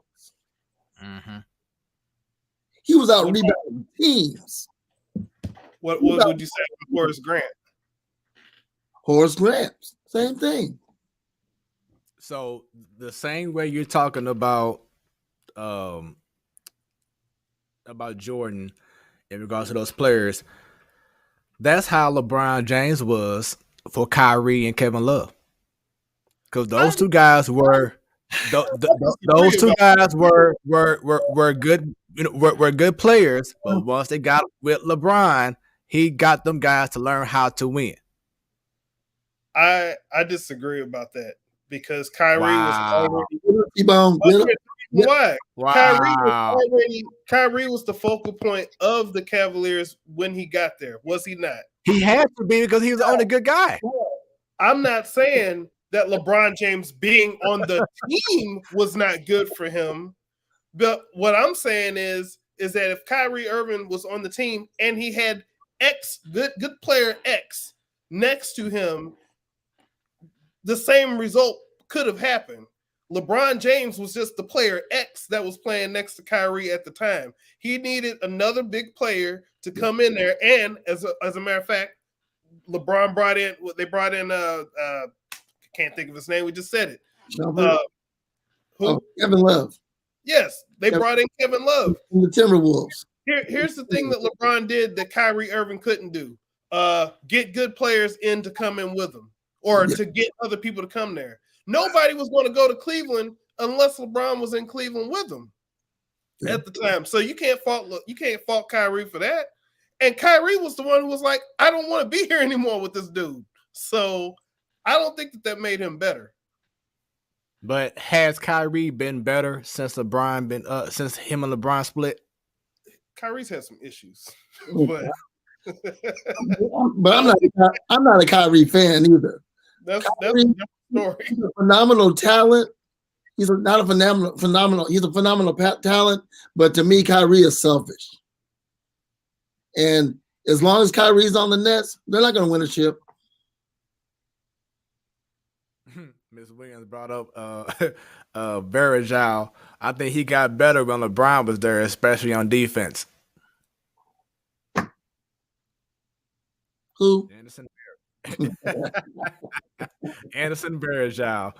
Yeah, that's a good one. That's a good debate, a good discussion right there about who has elevated others when they weren't with that person no more. So great conversation.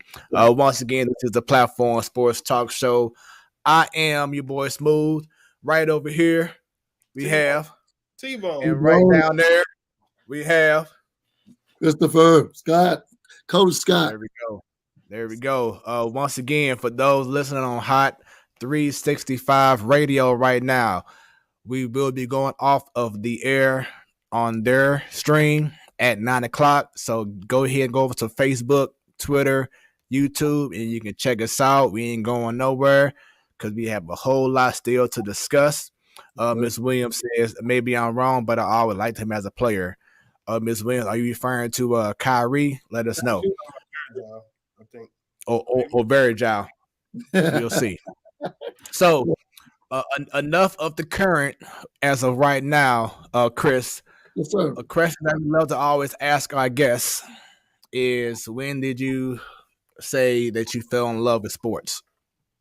Ooh. Well, that's an interesting story. So a little bit about my story, my backstory. I grew up in 5 different states. My father was an educator. He was actually a librarian. He's a professor. He had 3 master's degrees, very well read, very intelligent. And wherever he had a job, that's where we went. So I was born in Rochester. I moved to Dayton, Ohio. I moved to Albion, Michigan. I moved to Pennsylvania. And then I landed up in Carbondale because my father wanted to be closer to his parents in Tennessee. So when I came to St. Louis, I had been through 5 different states. So when I was in Pennsylvania, I ran track and I wrestled a lot because those are big sports in wrestling is a big sport in Pennsylvania. Basketball is not that big of a sport in Pennsylvania. Football and wrestling is a huge sport. So I would go to wrestling camps in Pennsylvania. So when I came to Carbondale and was in high school, I was only 4'11". I weighed 85 pounds as a freshman in high school. So I wasn't making no basketball team, so I wrestled. So I grew a love out of individual sports at a really early age. I love football. I love basketball. I was, and I'm old enough to I can say this. I'm old enough that I remember meeting Roberto Clemente and Manny Sanguian and Willie Stargell as a Pittsburgh Pirates fan when I was 11 years old. So the year they won in 71, I watched them play. I watched a lot of games. And I went to a couple Pittsburgh Pirate games in 71, and I got a chance to meet Manny Sanguian, Roberto Clemente, Willie Stargell, who were my idols in baseball and back in those days. I never played baseball organized. It was just sandlot baseball, but I just had a wide variety of sports in my life at all times. And as I got through high school, the ones that I ended up being decent in, those are the ones I gravitated to and had a little bit of success with it. But I like to be called, I think I am what's called a student of the sport. I like to learn about all different kinds of sports and all different nuances of sports because not everybody can do what everybody can do. So T-Bone is just rattling off the stuff about WWE and the wrestling genre and stuff like that. That's something I need to get into because I don't understand what it takes to be a WWE wrestler, And so I've learned, I've gotten a love for sports just by learning about different sports and what it takes to be successful in those sports. So that's a long-winded answer to your question. And what's crazy is that T-Bone, he's a former professional wrestler himself. And high school wrestler. Really? And to answer your question, a lot of patience. So you live in Orlando. You grew up in Orlando? No, I grew up in St. Louis. Okay. Yeah, I wrestled for Normandy for 4 years. But when did you come out? I graduated in 2002. Okay. I was the wrestling coach in Normandy from 96, 97. Oh, so you left like the year before I got there? Yeah, McNichols brothers. Did you know Gibbs? Gibbs? Yeah. And Coach Taylor. Coach Taylor. Well, Gibbs was my coach the first 3 years. Taylor kind of sounds familiar, but he was an older guy. He was an older guy, kind of round. He was one of the coaches. Michael Blackshear was the AD. Well, yeah, I remember Blackshear. He wound up being the principal, vice principal later on. He was the AD, and he needed a wrestling coach. I coached a Blackshear with the Blues, and so he called me over and asked me to coach wrestling. And I took Robert McNichols and James McNichols to state, and Robert McNichols got a medal at the state wrestling tournament at in 1994 or 5. That's that school year. Were you there when was Tim Jefferson on the team? Do you remember that name? Yeah. He was. Jefferson won track too. Mm-hmm. Yep. Yeah, I was on the team with Tim, with Dion, Lawrence Maroney. Lawrence, he came in. He was a year under me. He was playing football. Right, but the year, did you run track too? No, I did. I wrestled and I was in the band. I thought about playing baseball, but didn't want to do anything else. Yeah. So funny story. When I was at Normandy, I went to the district wrestling tournament, and the McNichols brothers were wrestling the kids from CBC and SLU to get to the state meet. I was in the hospitality room where you eat dinner and everything like that. And the wrestling coach at CBC told me that they had lost a PE teacher because their PE teacher was a guy named Derek Thomas. Derek Thomas was promised a job at St. Louis University by Charlie Spoonhour if he could get Larry Hughes and Justin Tatum to come to SLU to play basketball. Larry committed to SLU. Justin committed to SLU. Guess what happened? There was a vacancy for PE at CBC. So I interviewed for the job in March, and I got the job at CBC in 1997. That was the year that Larry Hughes won state in basketball. From that experience of just being at Normandy. So I've been around a couple of different programs and schools, and it's just kind of interesting that, it's all connected like that too. Yep. Man, that's amazing right there. Just so much connecting right there. I love it. I don't mess around with my wife. I'll be walking around with another woman that, hey, coach, what's up, man? Oh, no. Hey, 35 years in, I ain't doing no wrong. I ain't nothing. So, yeah. I love it. Too many people. I know it's way too many people. Yeah. Like they always say, St. Louis is so small too, man. Yes. Yes. Don't even try. Don't even try. It's full of some great people too. I mean, the relationships I've had and made all these years. St. Louis got its issues now, but yeah, St. Louis is a great place to be as far as sports and and just being a city that's on the map as being one of the popular cities in the Midwest. And as Ms. Williams says, St. Louis has got to be the biggest small town in the country, right? For real, that it's crazy. I can illustrate that to you. On my honeymoon, we were in Puerto Rico, and we wound up running into some people that was, when we were touring one of the places, and I had my St. Louis hat on, and they were like, "Oh, you from St. Louis? Yeah. You? Yeah. Where'd you go to high school? Normandy. Where'd you go to high school? Normandy. I graduated in 2002. She graduated in 2005. I'm like, wait, we were at the school at the same time?" Mm-hmm. And then found out that her sister was married to one of my best friends from high school. So wow. We got married the same day. Yep.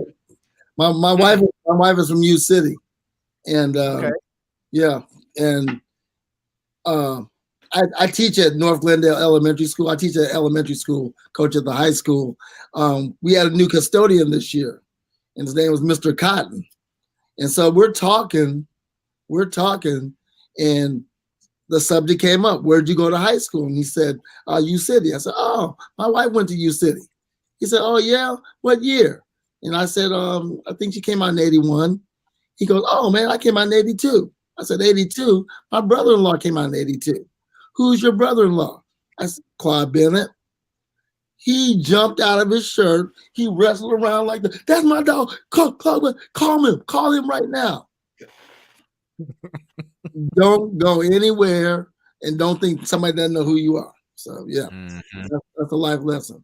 St. Louis is So going back to your backstory, so would you say that your first love was wrestling? My first love was actually track and field. Okay. I found out it's easier to run away from your opponents than wrestle them. That's a good way to put it. My wrestling career was not that illustrious because I lived in Illinois, and Carbondale being a school of about maybe 1,500 students, you're wrestling against schools that have 5,000 or 6,000 students in them. So the buck always stopped at Granite City. So I got to districts. I got second in districts, and I got to go to the district meet or sectional meet in Granite City. And I met up with some guys in Granite City. My wrestling career was pretty much over. My track and field career was a lot better. I ran cross country and track, but I got fourth in the state in track and field in the 400. back in the 70s. I ran the 440. Mm. I didn't run the 400-meter dash. I ran the 440, which is actually 5 yards longer than 400 meters. So I always like running. Like I can do a 100 meet or whatever. It's the cross country and the 4x, not 4x, but whatever it is that you go about 2 or 3 laps around. I feel like I just couldn't do that, man. So when you were doing track, what was it about running those long country mile runs that, how did you learn how to get that endurance to do all that? Okay, so here it is, Fred. You're a baseball player. Mm-hmm. A really good baseball player, from what I heard. Right? Oh, yeah. You're a baseball player. Baseball players, football players, basketball players have a mentality that running is a punishment. Mm-hmm. This wrestler here too. What did Denzel Washington say in Remember the Titans? You drop a pass, you run a mile. Right. You miss a tackle, you run a mile. You drop the ball, I'll break my foot off in your John Brown hind parts, and then you'll run a mile. Baseball players, basketball players, football players, they all look at running as a punishment. Running is just locomotion. So if you mess up in track and field, they don't tell you to go run no laps. If you mess up in swimming, you lose a relay in on swimming. They don't say, hey, Chris, go swim some more laps. Okay. You just go dive in and go.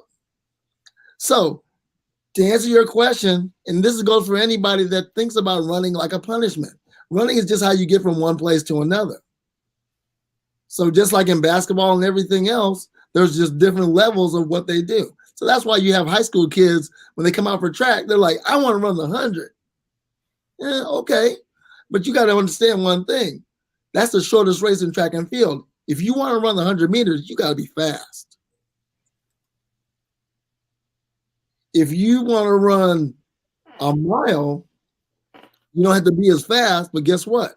You can make bigger gains in running the longer distances. So to answer your question, Fred, you can't think of running as a punishment. Running is how you get around. And guess what? All sports you're running in anyway. What do they do with the NFL Combine? They make you run the 40-yard dash. That's running. So it's a means to an end. And so like soccer players, they don't think about running. Right. A soccer player runs 6 miles a game. Right. They're running for 90 minutes. Sprinting, jogging, 6 miles a game. How many games they play a year? 30. That's a lot of miles. I don't know. After that stuff that Gibbs had us do when we were running around the gym, yeah, running's a punishment. It's not. Yeah. And as many 400 Everybody on the line. as many 400 meters and 800 meters as I ran in college and in my adult career, because I ran master track and field up all the way up until I was 55 years old. I was going to national meets and running in national meets all the way up until I was 55 years old. There was nothing harder than 6 minutes of wrestling. That's true. He used to have us run around East Hall. He used to have us run around the gym. And then up the stairs. Well, at one time, though, he made it almost like an obstacle course where you'd run and you'd do crab walks up one side, duck walks up a side, bear crawls. You go around, you'd have the 3 pull-up bars. You got to do the pull-up as you go. And then, like, get on the mat, army crawls, and all these different things. He had us go around that gym one time, like 108 laps or something like that around the gym with all that stuff mixed in. But that's conditioning. You did all that running for 6 minutes. All that running for 6 minutes. And then you had to come back in the tournament and do it again. And then you had to do it again and do it again. It's all about conditioning. And so if you didn't like to run and you were in wrestling practice, it didn't make any difference. You didn't want to run anyway. You did it anyway because you had to do it because it got your body ready for what you had to do on the wrestling mat. Mm-hmm. Interesting. So high school. So the school name was Carbondale? Carbondale Community High School. We were the Terriers. I've been a dog all my life, Fred. Wow. In high school, I was a salute in college. Woo, woo, woo, woo, woo. Big dog. Now, I hope that ain't something you told the ladies when you met them. I've always been a dog. So, you ran track and field. What else did you play in high school? Cross country, wrestling, and track. Okay. So I was what's called a 3-sport athlete. That's another topic you might want to bring up on your show sometime. We always do. We're losing 3-sport athletes. Yeah. Well, we're losing 2-sport athletes. That's exactly what I was about to ask. Does that even exist anymore? Right. Yeah, you got some basketball and football. You have some basketball and football, or you might have some basketball and track, or you might have some track and football. But now there's so much specificity in sports, high school sports, that you do what you do. Baseball is a great example of it. Guess what? You play fall ball, you play spring ball.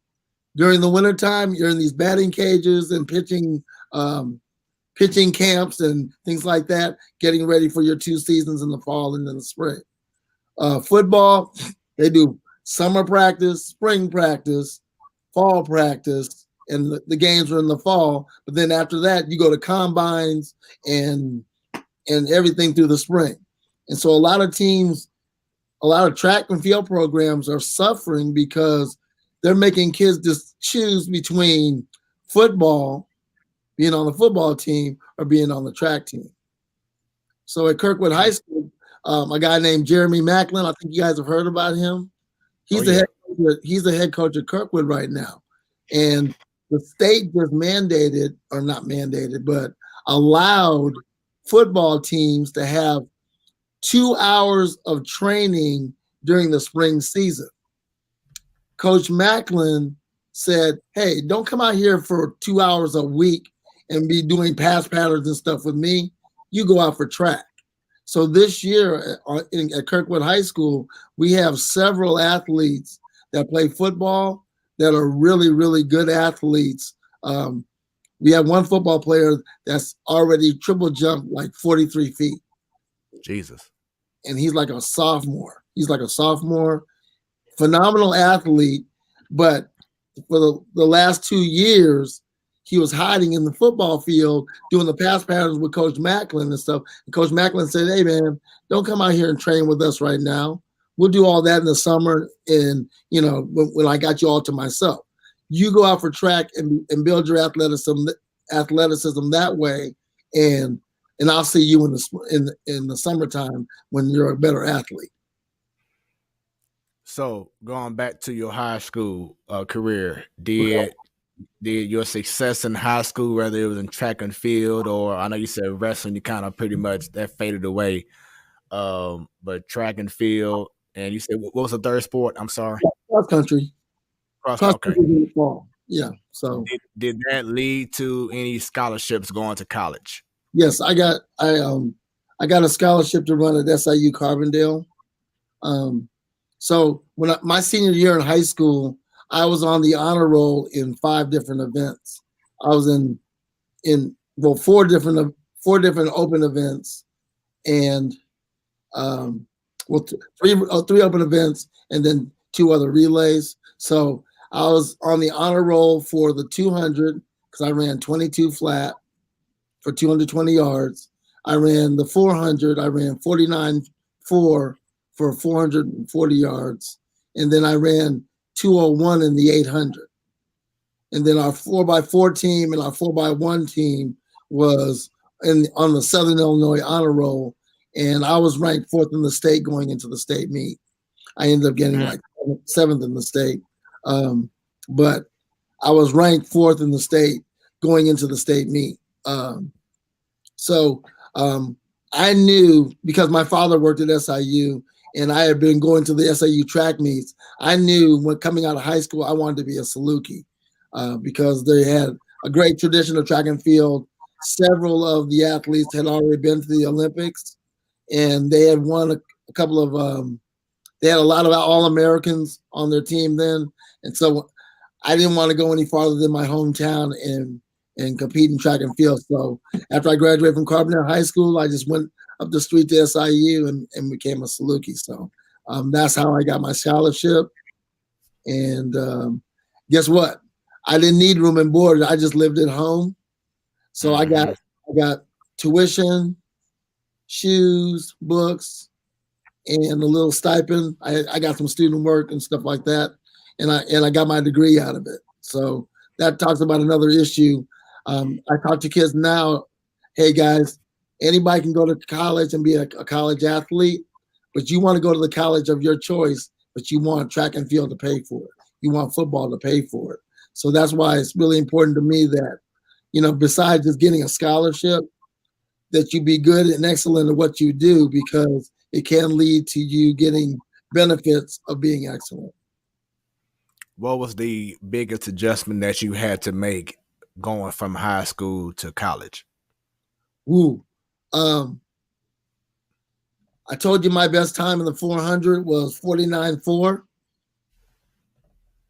We had a time trial college track and field starts in September because they run indoor season and they run outdoor season. So as in shape as I was, and I ran all summer that next year, college track and field, they extensively do weight training. So the weight training they do a lot of explosive weight training in the fall. And so that was one big adjustment because I wasn't used to lifting weights like that. I did wrestling stuff. I climbed ropes. I was in the weight room, and we had those machines, those universal machines. I don't know, you know what those are? The universal machines, it had the bench and the curl and the flat pull down thing. That's all we had in our weight room. We didn't have barbells and everything like that. So I was introduced to hang cleans, box jumps, and that was just another level of performance with that. But then, like I said, in October, we had a time trial. I ran 48.5, my best time in my life. I was 7th on the team. Wow. I was 7th. So my freshman year, my sophomore year, I ran 48.5 in the 400 meters. I didn't make the traveling team. Wow. So that means I can run in home meets. I can run in some dual meets and some tri meets. But if they were flying somewhere on the airplane, I didn't get the chance to go. So I didn't get a chance to go to a meet until the end of the indoor of my sophomore year. And that kind of goes back to how I brought you in initially in regards to perseverance in adversity, because you coming from being the man running, these times, thinking that, okay, now I'm about to be in college doing the same thing, to find out that you ain't even thought of. They're running your time for breakfast. And that's what right. That's what you have to get these young kids to understand. When you go to college in any sport, everybody's good. Everybody's a state champion. Everybody's all state. Everybody's an all-American. What are you going to do to go to the next level with it? So what did I have to do? I had to get in the weight room. I had to get a lot more dynamic and flexible and powerful. And I had to learn that that's what I had to do. So I always say this in coaching, intelligence is an issue. If you're not thinking about improving yourself, if you're not working to improve yourself every single day, you're going to be doing the exact same things all the time. And so that's one of my favorite quotes when I'm talking to other coaches. Intelligence is an issue. Yeah. Because some people are not smart enough to understand that you got to go to the next level. You got to raise your level of performance by working hard. And working hard is just really the most important thing. Like I said, I wasn't the fastest guy on my track team, but guess what? I was at practice every single day. I was running with Olympians. There's a young man named Michael Franks. Michael Franks was second in the world in the 400 meters. He ran 44.2 seconds in the 400 meters. Ray Armstead, you know who that is? Ray Armstead is the gold medalist in the 4x4, and he went to Northwest High School. He ran for Northeast Missouri State. He's an Olympian. He's from St. Louis. Another guy that's from SIU Carbondale, his name is David Lee. He was an Olympian in 1980. He was second in the world to a man named Edwin Moses, who was currently at that time, he was the world record holder in the 400-meter hurdles. So we're working out with these guys every single day. I couldn't beat them, but guess what?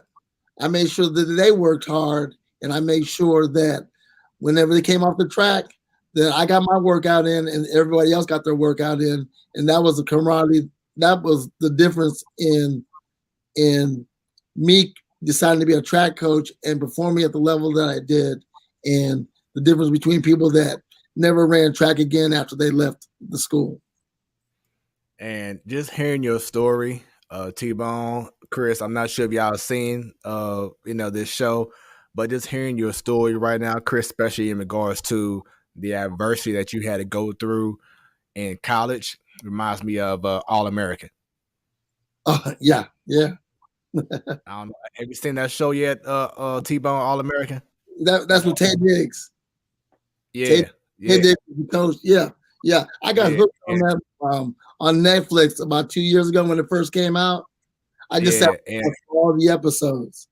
But so right now that they're in college, so Spencer James is going through that stage you went through, in which he was the man in high school, but now he's realizing that he has guys that were just as talented as he was in high school, and now he has to find his own way in college. So he's going through his adversity and finding ways to improve himself, to get more notice on the team, going through his adversity right now. So it's amazing how your story is similar to his.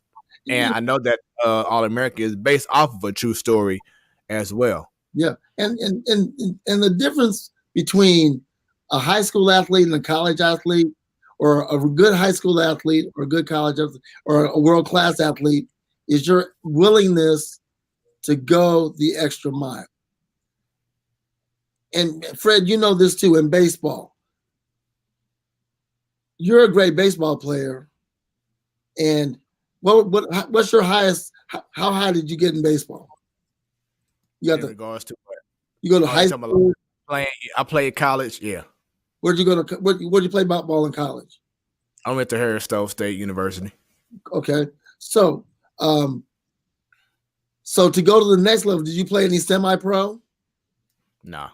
Okay, so to play semi-pro ball, especially baseball, there's different tiers of success, and the ones that play semi-pro or minor leagues or whatever you want to call it, farm team, they're at this level that's higher than college. And then you got the Cardinals that are the upper level of the minor league teams. So you got the Springfield team, the base Cardinals team in Springfield that does what they do. None of those guys can play on the Cardinals right now.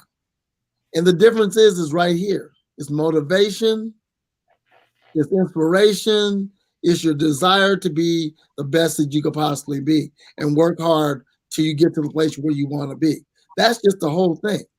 Think about Albert Pujols. Think about how much he came from the Dominican Republic. Mm-hmm. They didn't have shoes. But look at him now. He's on the precipice of being a 700 home run hitter. Right, top 4 all time.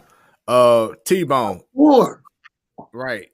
T-Bone, as Chris was explaining his process in regards to track and field and adjusting from high school to college, did you go through a similar adjustment as a wrestler, or did you even continue? Wait, I want to say you did do wrestling in college, didn't you, or was that just band?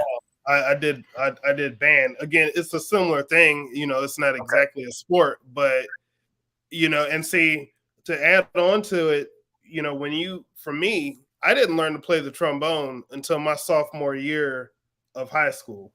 So when you think about people who are going to college doing that, like you got people who started playing. My roommate, when I got to college, he started playing the trombone when he was like 5. So, you know, you see a whole different level. And I was the only trombone player at Normandy at the time. Well, there was another one, but he was kind of like part-time. But like when I got to college, like I had a slight advantage learning it because I learned how to play the basics of the piano when I was 5 and didn't really do much else until I got to like middle school and played around, like tried to learn to play the drums. It wasn't for me. And then, you know, by the time I got to high school and learned to play that, I had so many of the basics of like, I knew like the fundamentals of march and I knew like the fundamentals of the notes. So like learning to play the trombone wasn't that hard. But like when I got there, I wasn't the worst, but I wasn't like, I was right in the center. Out of the 7 trombone players we had that year, I was right in the middle. So I was better than some people, but still not even close to the people who were the best. So T-Bone, what did you have to do to go to the next level with it? Did you play in the band for 4 years? We'll call it 6, but yeah. All right. But what do you talk about that? Because that is really important, and anybody listening needs to hear this. It's also similar to what we were talking about earlier, as far as like, you know, why do players want to play on teams even if those teams are at the bottom? Like you're still playing against the best. So when you're in practice, like, okay, I'm in the middle, but I'm practicing with the people who are better. So you get to learn from those people. You get to learn so many different things. And, you know, there was practice and, you know, just being able to pay attention as much as you can, you know, helps you get better. I mean, by the time I got to my, let's see, wait a minute, I don't want to misquote a year here. By the time I got to like my 3rd year, I was towards the top. Okay. And by the next year, I was the section leader. Now, some of that was kind of by default because some people weren't there, but there you go. Yeah, I was still holding it as far as being better than all the people who were around me at the time. But still, I don't think I was half as good as the people who were really the best. Well, it's like the movie Drumline. That movie came out my freshman year. Yeah, when the movie Drumline came out, that was a depiction of, you know, the Black Alley's experience. But what I got from that was, guess what? Nick Cannon thought he was the stuff, right? But he had to understand, if you want to be the best, you have to learn some things. Upper echelon. Oh, and you know how you were talking about, like, when you got to college, you know, you talked about how the workout schedule was different and the different things. Band camp was a real thing that I didn't really experience like that in high school. Now, a lot of my friends from Detroit, they went through that type of band camp because, again, how you were saying, like, how wrestling is big in Pennsylvania, but it's not so big in other places. Marching bands, especially like those HBCU style marching bands, they're big in Detroit. So that's like a farm system for that up there. Well, they had a lot of inner city schools that had band programs. Yeah, and like in St. Louis, Normandy was always considered one of the better band programs in St. Louis, Normandy City. But again, we did a different style of marching than the HBCU bands, and you know, we didn't have to do as much stuff to get where we were, if that makes sense. Because like, you know, we would have practice on a Saturday from like 9 to like maybe 1 or 2. If we had a Saturday practice, or during the summer, we might do some stuff during the week, but it wouldn't be extensive. When I got to my freshman year of college, we'd be in band camp at like 6:30 in the morning to do PT training in the morning. Breakfast, come back out, start doing some stuff on the field, maybe pick up an instrument later on in the afternoon, go to lunch, come back from lunch, go learn some music. Now, again, for high school, we're learning like, I don't know, maybe six or 7 songs in a marching band season. Like high school, or once you get to college, we're learning like 6 or 7 songs on like the first day. So it's a whole different thing. Because it has to be automatic. It has to be automatic. I sing with the St. Louis Symphony in unison chorus. So we sing with the St. Louis Symphony, and we have rehearsal every Monday night. Fred, several of our choir members are in unison also, and everybody in that chorus knows how to read music. everybody knows how to read music. Now, there's different levels, just like T-Bone just said. There's some people that can a little bit read music. And there's some people that can read music and play at the same time, so on and so forth. But like I said, the great thing about singing with that chorus is you're singing with a group of people who love to do what they do. And when they love to do what they do, it's being a part of that whole process and putting music together to make a joyful sound of what you're doing. So music and sports are very, very closely connected. You have to work hard. You have to have the desire to be good. You have to have goals that you're shooting for, which is in music is like the performance. But you have to have goals and set goals and reach goals to make sure that your experience with that is just like in sports, that you're being successful with it. Yes, I do. He's a bass. Yes, I do, Alice. He's a bass, and he's still singing. Matter of fact, he led a song 2 years ago in our gospel Christmas concert. Great bass voice. Yes, he does. Mr. Lawrence Lewis. Yes, so, going back to or staying with college real quick. What was your high level of achievement? Did you win? Not gold. Well, yeah. Did you win any gold medals? And while you were in college? Honestly, I did not win a race in college. I did not win a race in college individually. Our 4x4 teams, we won. We went to Kansas Relays. We won first place at Kansas Relays.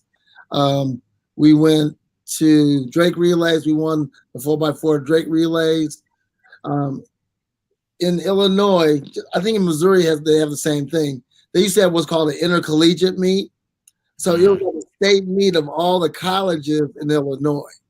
So we ran against SIU Edwardsville, Eastern Illinois, Western Illinois, Illinois College, Wheaton College, the University of Illinois, the University of Chicago Circle, Northern Illinois, all the Illinois schools in the state. So our 4x8 team, we won indoors. We won the 4x8, but never in college. I never won a race in college. And I think part of that was the way we trained in college. If you weren't of a higher level performing and you didn't make the traveling team or any of that, the reason why I never won races because they were just more talented than I was. It wasn't that I didn't want to be good and everything. The great thing about track and field is you might lose the race, but you can run your fastest time. So it's crazy how, like you was talking about before, high school, doing it up, winning meets, or whatever, having the fastest time, and then college you didn't win one individual race. My sophomore year, I went to the Tom Black Classic, which is in Knoxville, Tennessee, University of Tennessee. So, Willie Gault. You ever heard of Willie Gault? No, I haven't. Willie Gault played football for the University of Tennessee. He played football for the Chicago Bears. Really good wide receiver. Back in those days, he ran at the University of Tennessee also. I went to the Tom Black Classic in Knoxville, Tennessee. And again, this is just showing you the next level. I was in a 400-meter race with a guy named Joseph Coombs. It was a 400-meter race. So I went around the first curve. When I got over there by the relay exchange zones on the opposite side, which is called the break line, I was in lane 7. Joseph Coombs was in lane 4, maybe. When I got to the first curve, he was right beside me. So I watched this man run all the way around the track, and I was behind him. When he finished, he ran 45.6. I ran 48.2. He turned around, was giving me the golf clap coming in. Come on, good job. Good job. Come on in. Good job. There's another level. Right. So when you watch these guys in the world championships and you watch these guys in the Olympics and everything like that, you just understand there's another level to this. And it's just it's an awesome thing. I don't care what you're talking about. You're talking about music, band, sports, baseball, anything else. There's always another level to it. And while you're young and while you're able to do it, you give it the best shot that you have. So, yes, he is. But yeah, it's just crazy how the young people nowadays don't realize that how important it is to have a work ethic, to have goals, to set goals, to strive for something other than getting likes on Instagram and this, that, and the other thing. You know, there's or T-Bone, they use the transfer portal and they ain't happy. what is that about? Here's what you're saying in the transfer portal. I didn't get a chance to play here, so let me go over here where I get a chance to play. My only argument about that is that once they get to the league that they're desiring to try to get into, that's pretty much what the name of the game is going to be at that point. So it's hard to hold the college kids to a higher standard than what we hold the professionals to. But they're gonna cut the transfer portal out. I said that. I said that a couple months ago. Because the transfer portal is going to come back and bite them. It is. Truthfully, it's already starting now because, and I'm sorry to cut you off, but a prime example, it was a high school player that tweeted a post out about maybe 2 weeks ago saying that pretty much the transfer portal is hurting high schoolers' chances of getting a scholarship because the same position that they play are now being taken over by the transfer portal guys where they're like, once again, 2-3 year players already.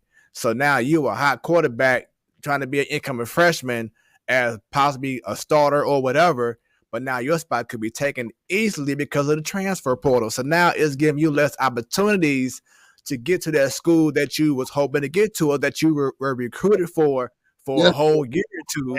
But now your shot is gone because of the transfer portal. And think about it. Which one is easier for the coach to recruit from, the portal or easily the portal? So there you go. Right. Because the player has already been there and experienced it. Exactly. Yeah.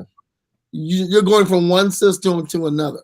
So the gift and the curse. But see, you know what? This is what I was talking about before when I was talking about the unintended consequences that happen when changes are made. Like people will advocate for a change to be made and not think about what the consequence could be. This is what I keep saying. If they ever let colleges play players directly, the HBCUs are the biggest losers out of that. Yeah. And I love Deion Sanders. I love what he did at Jackson State and what he's doing at Jackson State and what he's bringing to Jackson State. But that's not the way to go. I mean, here's it is. He's trying to give our kids, black children, black athletes, a chance at what the big Division 1 and 2 schools are. So what he wants to do now, he wants to cut out his HBCU schedule. Right. He wants to cut out his HBCU schedule. And if you can't build as much depth as some of these Division 1 teams, you're going to end up being like Mizzou in these big – he wants to change conferences. He wants to get out of the SWAC or wherever they are, the SEAC or MEAC or whatever you call it. Get more exposure. He wants to go to the Southland Conference where Houston, Louisiana Tech, he wants to go Tulane. He wants to go to a conference like Marshall and play against teams like that. It's going to look better like off. He's probably the exception. Yes, I'm sorry. He's doing a great job, but at the end of the day, with what he's trying to do with Jackson State, sound like he's better off just going to a bigger school so he can play those teams like he really wants to. Right. It's like the Bad News Bears. Okay. How many times do you watch an HBCU game and you have players all untucked and fat back there? Right. Right. Because all the coaching staff have different shirts. Mm-hmm. You know, there's a difference between one football and then schools that have the resources on football field. Mm. And so what Deanna's trying to do, can you hear that? Can you hear that? Yeah, we're kind of getting like a little echo, so not sure where that's coming from, but keep on going with what you were saying. So what he's trying to do is he bring Jackson State to totally commit with, but he needs to still take baby steps, build and consistency in people that he's recruiting there, and he'll him that way. He can't just go, all right. He had a 10-win season.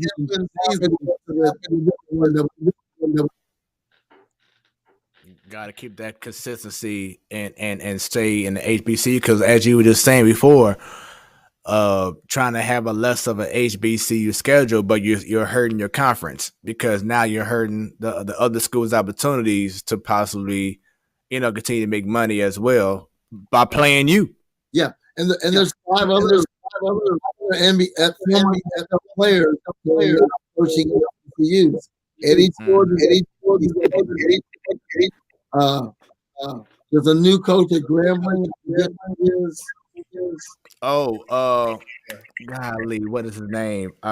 Tip of the tongue, but I can't think. He's the coach for in the NFL, didn't he? Yeah, he was coach. He's the coach. He's a former NFL player. Grambling has a new coach.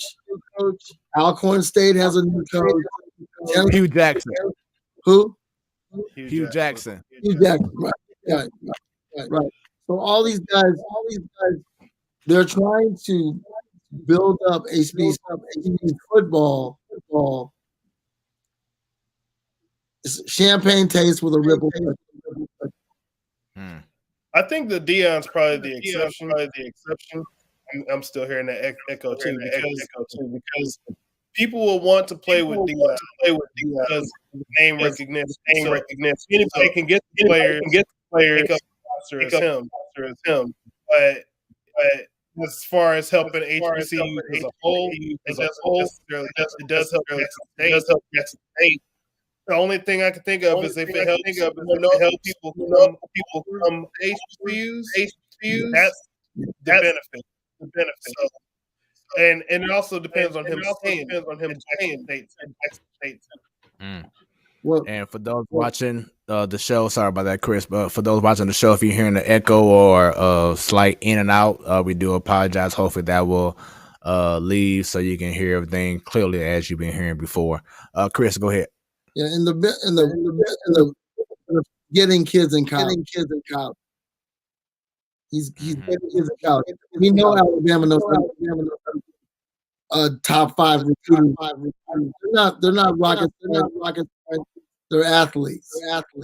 Mm-hmm. Alabama can get athletes because of name recognition. On this, Deion's giving them a chance.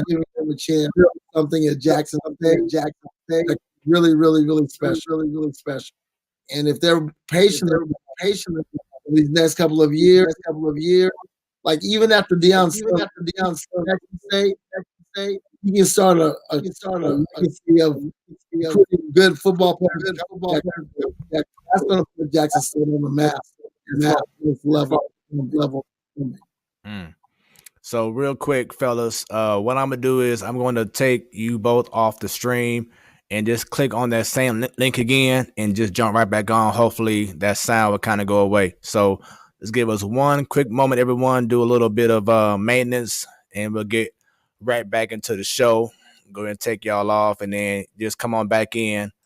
Just go ahead and end your stream, Chris, and then just come on back in, and then we'll get things back rocking and rolling. We want to make sure that everyone can hear y'all clearly without any problems.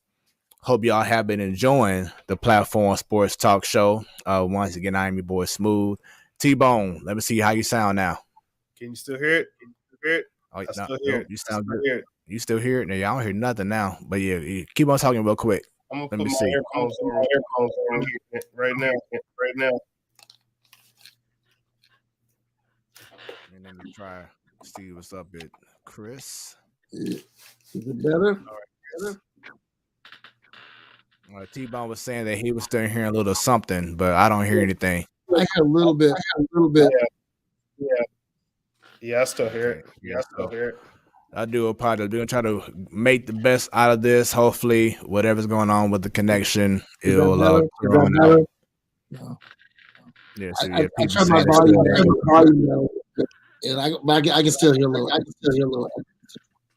okay. Yeah, so let me try to do something on my end. Give me 1 second, everybody. I'm gonna go take them off the screen. We'll be right back in just a matter of moments.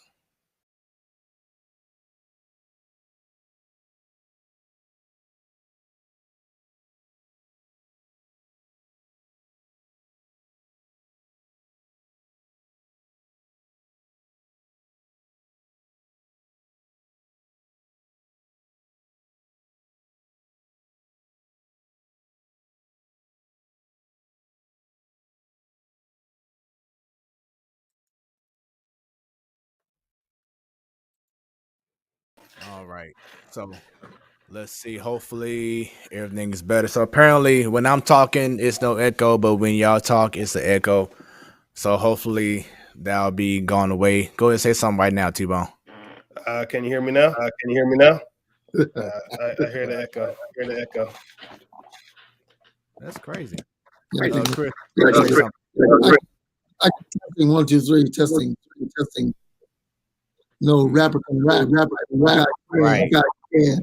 I'm getting some comment, well, text just to for people to let me know how it sound on their end. So hopefully, like I said, whatever's going on, the echoing will go away as soon as possible, and you can continue to enjoy the platform sports talk show. So, Chris, after college, Yes, sir. What led into you being a teacher? From a family of teachers. My mother was a teacher. My father was a teacher. So, I wanted to be a physical therapist. I wanted to go into a profession when I was in college. I wanted to go into physical therapy, so I went and took a lot of physical therapy classes at SIU at that time. That therapy school was not opening up until 1984. And so I'm a teacher right now, but I'm not a student.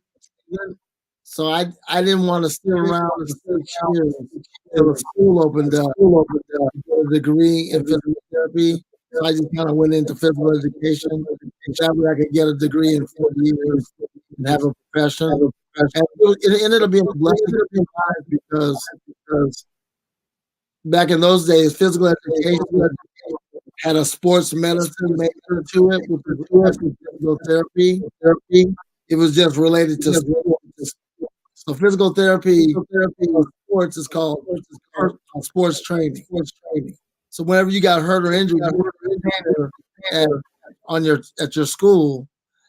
That's what I kind of wanted to be, but that program didn't open up at SIU until 1984, and I wasn't going to wait that long to get a degree, so I just went into education and became a teacher. So when I graduated from SIU, in Southern Illinois, there was only 5 cities that had Black students in them. So you had to wait for somebody to die or retire to get a job in Southern Illinois. You had Carbondale, Marion, Murfreesboro, Mount Vernon, and Marion that had Black students in them where you could possibly get a job. So after in 1984, my graduate school money ran out, my scholarship ran out. I moved to St. Louis. I became a teacher in Normandy School District. So that's what started my teaching career. Just been doing it ever since.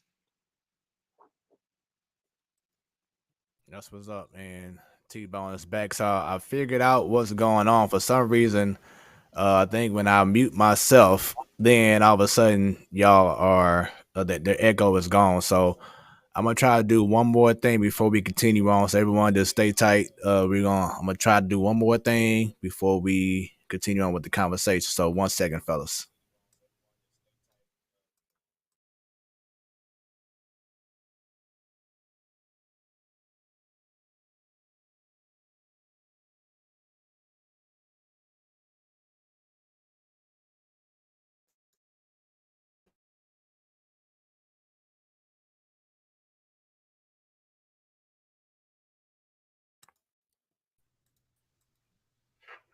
All right. So hopefully that is much better. So we'll find out. T-Bone, Chris, can y'all hear me? Yes, I can hear you. Yep, no echo. All right. So let's see what happens from here on out. Life of a producer. Gotta love it. All right. So going back to your story of teaching. So do you have any inspiration, anyone who inspired you to become a teacher, or it's kind of like helped you along the way as you were matriculating through the process of being a teacher? Yeah. So when I lived in Pennsylvania, I had no black teachers. It was in northwestern Pennsylvania. So you know how Pennsylvania goes up like this and has a little square? I was up near Erie, up near the city of Erie. We were 120 miles south of Buffalo, New York. So it was northwestern Pennsylvania. So there are a few black students in my classes. It was either me and another girl or me and another guy and my twin sister. We were in class together. And so when I moved to Carbondale, I had a man named Hardin Davis as my first social studies teacher at Lincoln Junior High School. And he was pro-black. And as soon as I walked into his class, the first thing he said to me was, "You are going to be excellent in my class." There were a lot of other black students in the class, but he wanted me to make sure that I was being the best person I could possibly be in my class. And so my two junior, my 7th and 8th grade year in junior high, he kind of followed me and mentored me all the way through that time period. So I had a really good relationship with him. And then I went to the high school and I met a woman named Luella Davis. And Luella Davis was Hardin Davis's mother. So she was my history teacher in high school. So my first semester in my first quarter in history class, I got an A. My second quarter in history class, I flunked 2 tests and I got a D. And Miss Davis called me into her office, into her room after school. So I went and talked to her.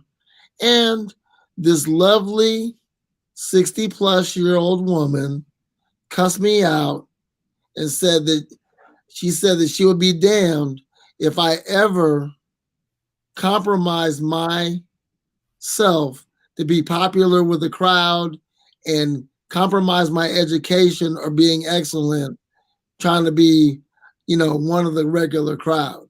And from that conversation, I never got another failing grade in a high school class or a college class.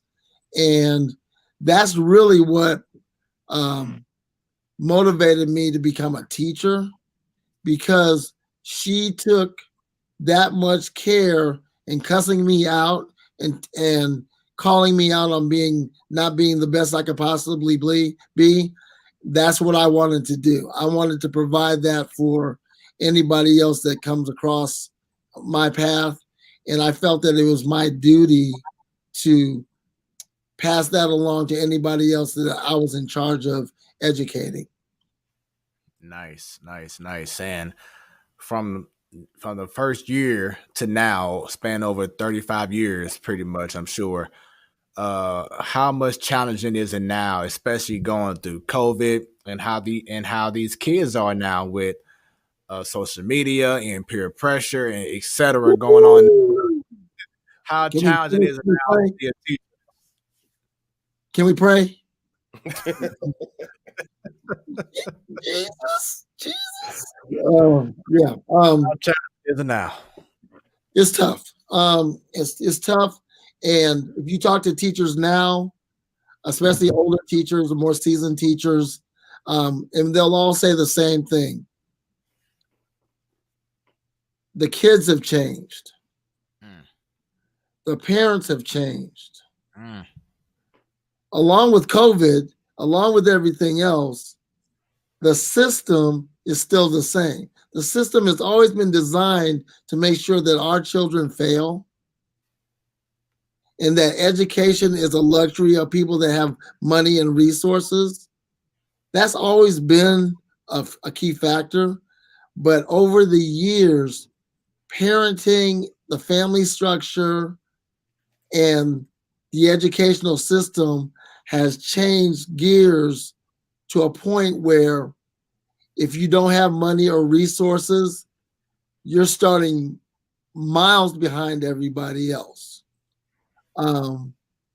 That's how hard it is.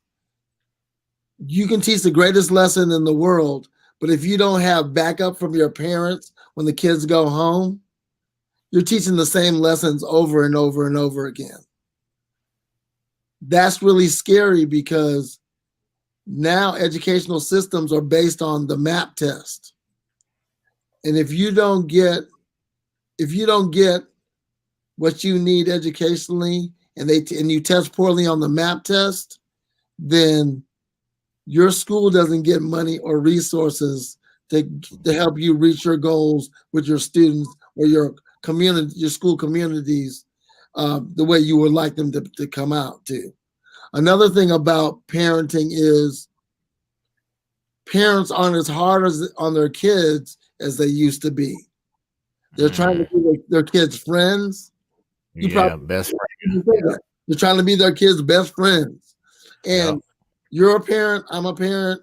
T-Bone, if you have children also, you know this too. You can't be your child's friend. You have to be your child's parent. You're in charge of bringing them up and raising them. So another issue that I always talk about is quality parenting.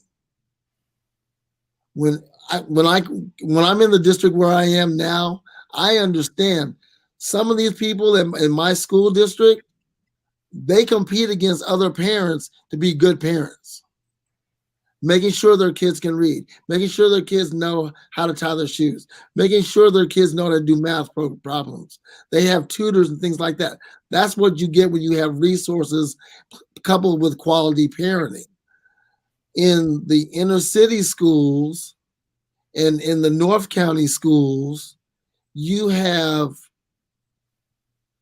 scores and scores of kids who have been educationally deprived, intellectually deprived, socially deprived, and financially deprived.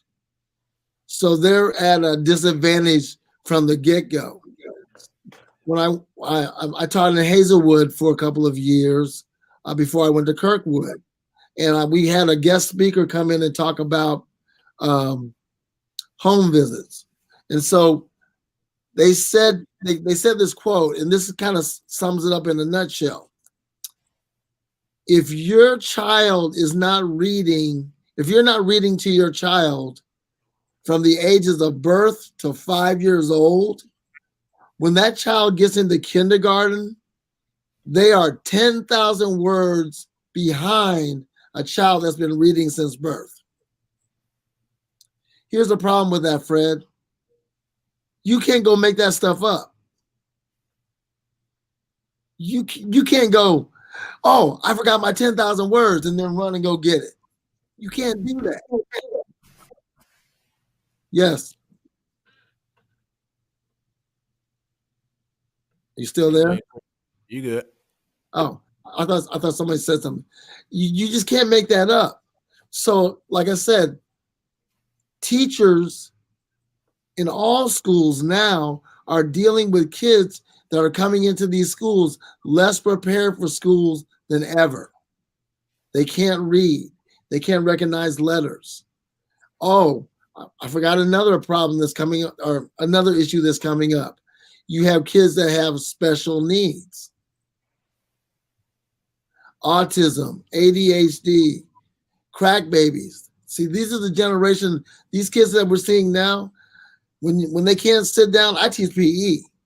When you watch a classroom of kids that can't sit still Indian style, crisscross applesauce, hand in your lap, bubble in your mouth. When you're watching them and they can't sit still, you realize it's not that they're bad kids. It's just that their parents have been doing drugs and other things that have caused those kids to be at a disadvantage for being able to function in a school setting. So there's a whole lot of issues. That's why I asked for prayer, when you asked me that question. There's a whole lot of issues to deal with. And it really makes it hard for teachers who love the children, who will go bend their backs over double to do anything to make sure the kids are successful. But it's really hard without the backup of parents and also having kids that can learn from the ways that you are trying to teach them. And T-Bone, aren't you like in that process of teaching kids, wrestling and stuff like that too? Well, no, I had plans on doing stuff, but for me at this stage, it's I'm not helping like younger kids or anything like that. The stuff that I'm doing more now is helping like with the wrestling promotions, just helping people get exposure and stuff like that. Because I've learned that like with I think some of the problems that, like you're saying, I don't think that the parents have the necessary know-how of what to do. I've talked about what I'm trying to do as far as trying to get into law school right now. And, I think a lot of the stuff for me, it's not like my mom was a bad parent or anything like that, but my mom didn't have the knowledge to know what the game was of school. Right.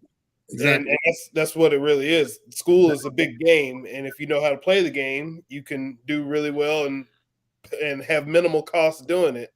But if you don't know what the game is, then you either wind up going in paths that bear no fruit, or you wind up going in paths that wind up costing you a lot of money with no return. So, I think that there's just a big, know-how that's missing. So those are the things that I know now that I have a 2-year-old. So by the time he gets into school, I'll be ahead of the curve of knowing like what programs to shoot for, what to aim for, like what to really put focus on, what type of stuff to do to get him prepared. Like, we've like alphabet, like he's 2 and stuff like that. He knows his words.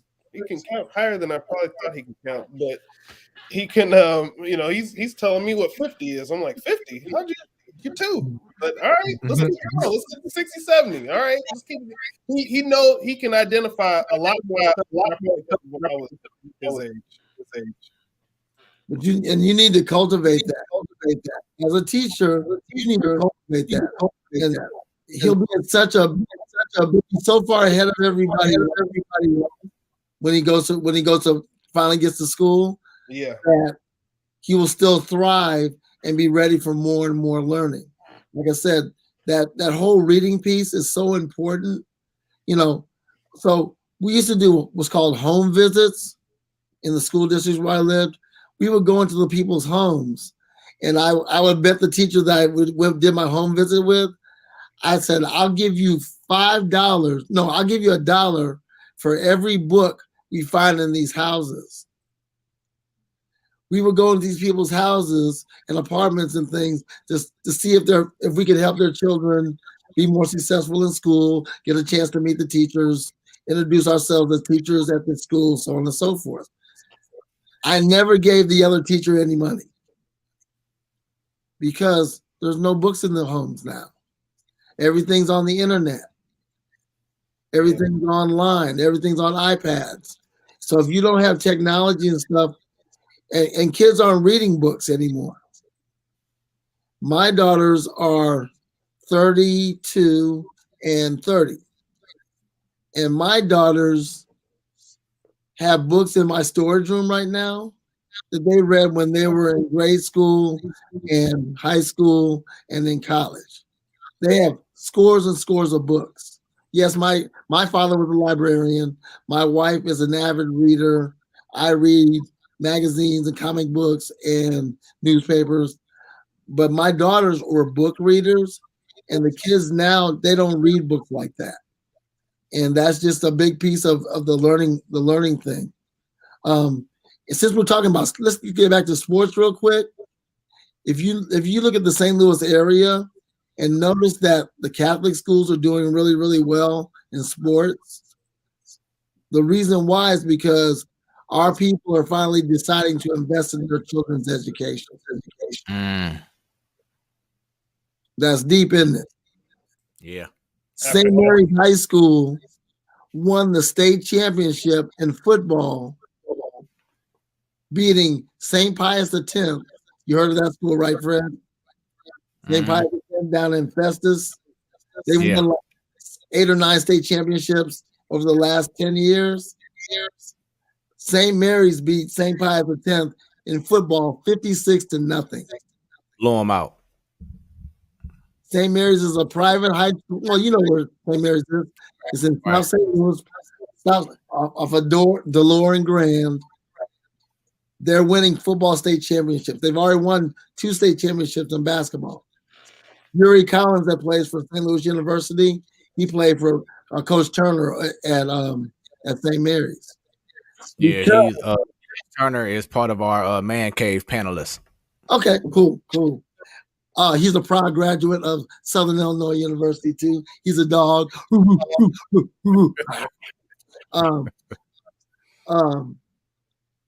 But parents are finding out, hey, I can roll the dice and send my kid to Normandy and pray that he gets into the college of his choice, or I can pay $16,000, $17,000, $18,000 a year, maybe not even that much money, send him to DeSmet or CBC or school and guarantee he has an opportunity to go to college. Yeah, I'll tell you, that was kind of the thing for me at Normandy. Don't get me wrong. I'm happy with the school I went to for college. You look at it and say, I wanted to go to college on a wrestling scholarship, but you know, Gibbs was the coach the first 2.5 years that I was there, and then he left. Yeah, and then the coach that we had that came in, I think again there was like a lack of know-how and of what to do for here. It's like, okay, I'm graduating now. Like, what are we doing? Like, how do we?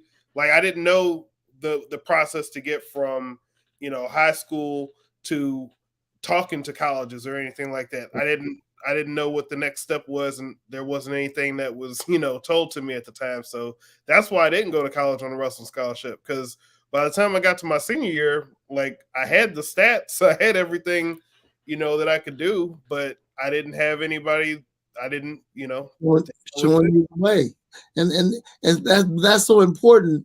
Like I said, when you go to CBC, having been at CBC for 20 years, they have counselors who meet with the guys, with the students every 3 or 4 weeks to make sure that they're lined up to move on for life after CBC.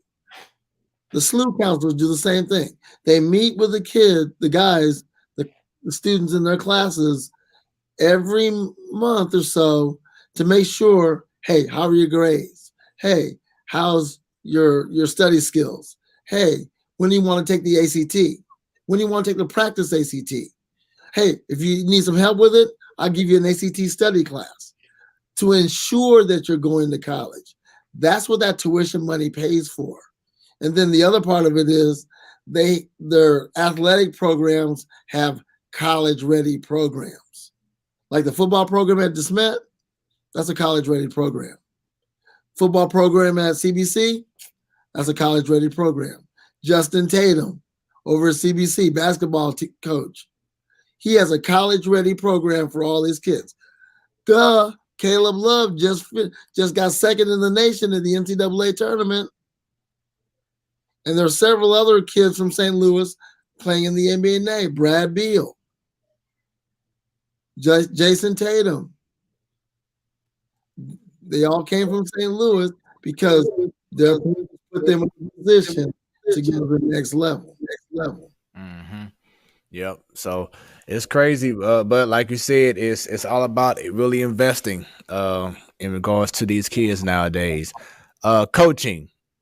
See that you've been to a slew of schools during your time, and then you had the head coaching role at CBC. Just tell us about you being the head coach for the first time. Is that correct? When you was at CBC? Yeah, here and there. Yeah, I was a head coach at CBC, and that was my first time being a head coach because at Riverview and at Lafayette. I was an assistant coach. So the only difference between an assistant coach in track and field and a head coach is that the head coach has to do all the paperwork. So, and just like in any program, your coaching is dependent upon how many other coaches you have on your staff. So in track and field, you have 18 different events. So you have 4 different event coaches. You have a distance coach, you have a sprint coach, you have a throws coach, and you have a jumps coach. Okay. The head coach, he kind of oversees all of it. So when I was the head coach at CBC, I was the sprint coach in charge of the sprinters. So I wrote the workouts for the sprinters. I trained the sprinters. I even ran with the sprinters, back in the day when I was younger. And I did all that with the team. But as a head coach, I just had to do the paperwork, enter them in meets, order the uniforms, order the equipment.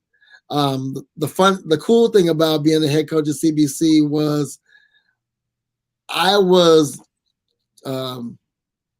promoted to the head coaching position because the coach before me decided to let it go because we were moving to the new school. So in 2003, Coach Darce gave up the track coaching job. In 2004 was our last year at Clayton Road, and we moved to the new campus. Right.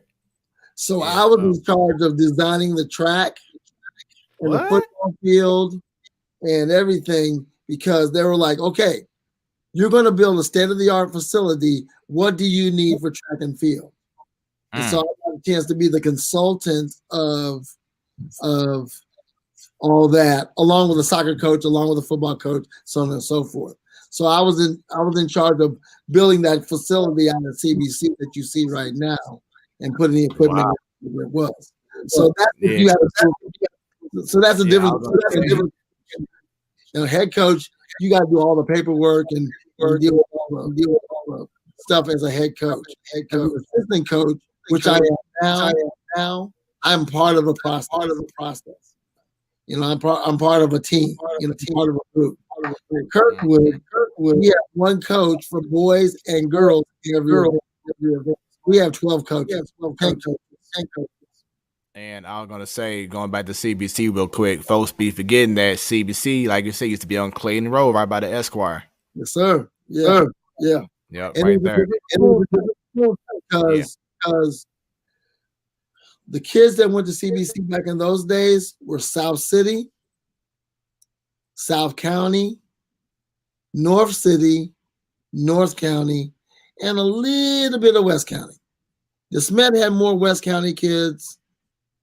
SLU had a lot of city kids and a little bit of West County kids, but they were inner West County. So they were like Ladue, Webster Groves, Kirkwood, Clayton. When they moved out to 270 and 64, the genre changed. So now kids that go to CBC now are from Chesterfield, South County, St. Charles, and North County. Very few kids come from the city except for the black kids because CBC at that time, they bought a school bus. And one of the teachers who lived in South City would drive the school bus from where Cardinal Ritter is, Loyola Academy, where Eric Clark is the president of Eric Clark, right beside Cardinal Ritter. The school bus will pick up the kids in the city and bring them out to CBC in the morning so they could go to school there. And then Coach Delphel would take the kids back and drop them off at Loyola Academy, and they would go home that way then. They had enough foresight to understand, hey, we need these black kids at CBC. So we're going to make sure that they have transportation to get out to CBC so they can be successful also. Nice. Once again, this is the Platform Sports Talk Show, your Wednesday night sports delight. Once again, I am your boy Smoooth, along with T-Bone and special guest. and special guest down below. Coach Scott. There we go. So, hope y'all have been enjoying this interview. I know T-Bone, you got to go ahead and split. Any last words for the coach before we end everything in a matter of moments? Just thinking about this, in an alternate universe, he could have been my wrestling coach. Sure could have. 2 more years, I would have been there. Well, the next year, I came in, I would have started the fall of '98. Sure would have been. Yep, exactly. So, but yeah, I mean, it's been great hearing about you and hearing everything, learning. And again, I always like hearing these talks because it always makes me think of, like I said, I got a 2-year-old, so it makes me think about things that I need to make sure I have together for him by the time that he's school ready and stuff like that. So I always like these as constant reminders. Well, I admire you as a young parent, that you have the desire and the drive to make sure that your child is taken care of.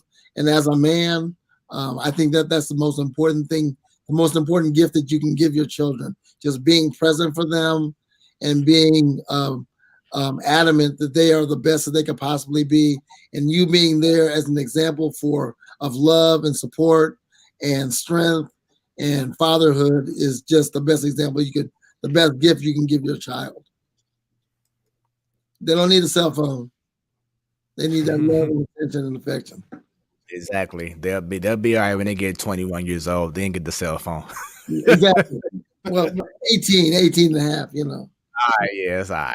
Yes, but sir. yeah, T-Ball, you have a great rest of your evening. And thanks again, brother. All right. Talk to y'all Nice later. to meet you, sir. Yep. I'll see you on the next one. All right. So just me and you, real quick before we leave, a couple more questions I wanted to ask you. Since you are now, at Kirkwood, tell us how it feels to be under the great Mrs. Roberta McWoods. She was our guest on our show about 1.5 years ago, and she was an incredible interviewee. We also had Richie Williams' daughter Jessica on the show. Yep. We've had Alvin Miller on the show. We had Jimmy McKinney on the show. We also had Reggie Doherty on the show a while back. So Kirkwood definitely. Who? Have you had Macklin on yet? I'm trying to work on that. So if you can help me out, help me out, okay? But we had Kirkwood representing. So just tell us how does it feel to be under the tutelage of the great Miss Roberta McWoods. Funny story. Roberta and I have been friends ever since I moved to St. Louis. My second coaching job was at Lafayette High School because I worked in Rockwood School District, one of my many school districts. And Lafayette and Kirkwood are in the same conference. So early in my coaching career, I was exposed to Kirkwood. And even back then in the early 90s, I just admired how Kirkwood was a stand-up program. And that's a tribute to Roberta and all the hard work and her passion for excellence in the kids at Kirkwood High School. So I've always wanted to work with Roberta. We've been friends for so long. Our daughters went to the same dance school. So when I'm sitting there and our little girls are in tutus and stuff, Jamie has her tutu on. Our girls have their little tutus on in dance class and their ballet slippers and stuff. Me and Roberta are sitting in the hallway talking track, for 7 or 8 years, all the way through the time that Ariana and Sheridan got through high school and stopped dancing, and her daughter Bria was still doing the same thing too. 10 years ago, I started coming out over the summer and helping her with her track camp. And that gave me a chance to coach the kids in track and field and have fun with them and get paid a little bit of money to do it. And she was like, I got to get you in the district.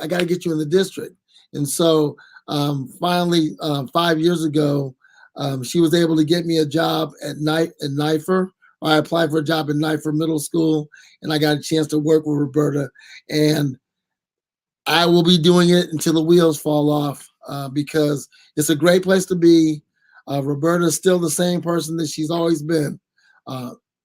striving for excellence, a top flight, like our pastor says, a first class program, and she works for the best for her kids in all things that she does, and it's just a great place to be. What's up? That's definitely what's up, man. Once again, nothing but praise. Great interview that we had with her, and I know that she's gonna continue to keep that tradition going over at Kirkwood. What has been your proudest moment as a coach? Oh, I've had a lot of proud moments. I've had a lot of proud moments. Most of my proud moments have nothing to do with winning state championships. My proud moments are seeing young people reach their potential and become conscientious, caring, empathetic citizens. At Kirkwood, we have a mission statement, and in our mission statement, that's what we're striving to do: produce students or student athletes that are caring and empathetic and positive and persevering and strong-minded. So my greatest moments in sports or in coaching, I've enjoyed the state championships.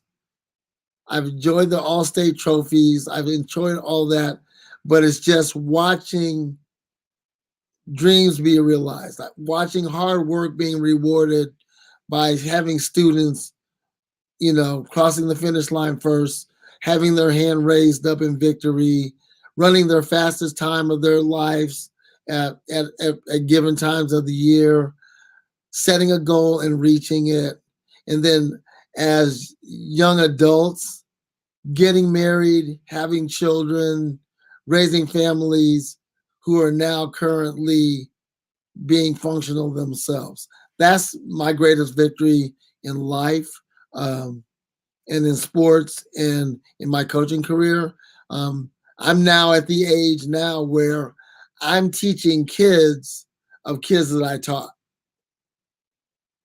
And currently in my school right now, I have 4 children whose fathers went to CBC. And so I see them every time. Hey, Coach Scott, what's up? Hey, Coach Scott. They're on the same level I am. They're parents now. And that's the greatest reward to me. That truly is the greatest reward to me. That's awesome, man. I hope that people who have listened to this show today has really taken in a whole lot from you. Some great things that you've been saying, and definitely been an honor to have you for the show. What's next for you? Well, we have a track meet this weekend, Rockwood Summit. And then the following weekend, we're going to Kansas City. We're going to run in Blue Springs. And the season's just moving on. Getting ready to do some singing this weekend at Easter service, as you already know. Getting ready to give them some praise for that. Currently, my mother-in-law lives with us. She had a stroke about 8 years ago. So, just taking care of my mother-in-law, giving Deirdre a little bit of attention. Tomorrow night, I got to give a shout out to my boy, David Todd. Tomorrow night, I'm going to the Sheraton in Westport. David Todd is being inducted into the St. Louis Baseball Hall of Fame. David Todd and I taught at Normandy together, and he's been my best friend for a long time. He was in my wedding. I was in his wedding. He was an excellent baseball player coming out of U City and Ladue High School.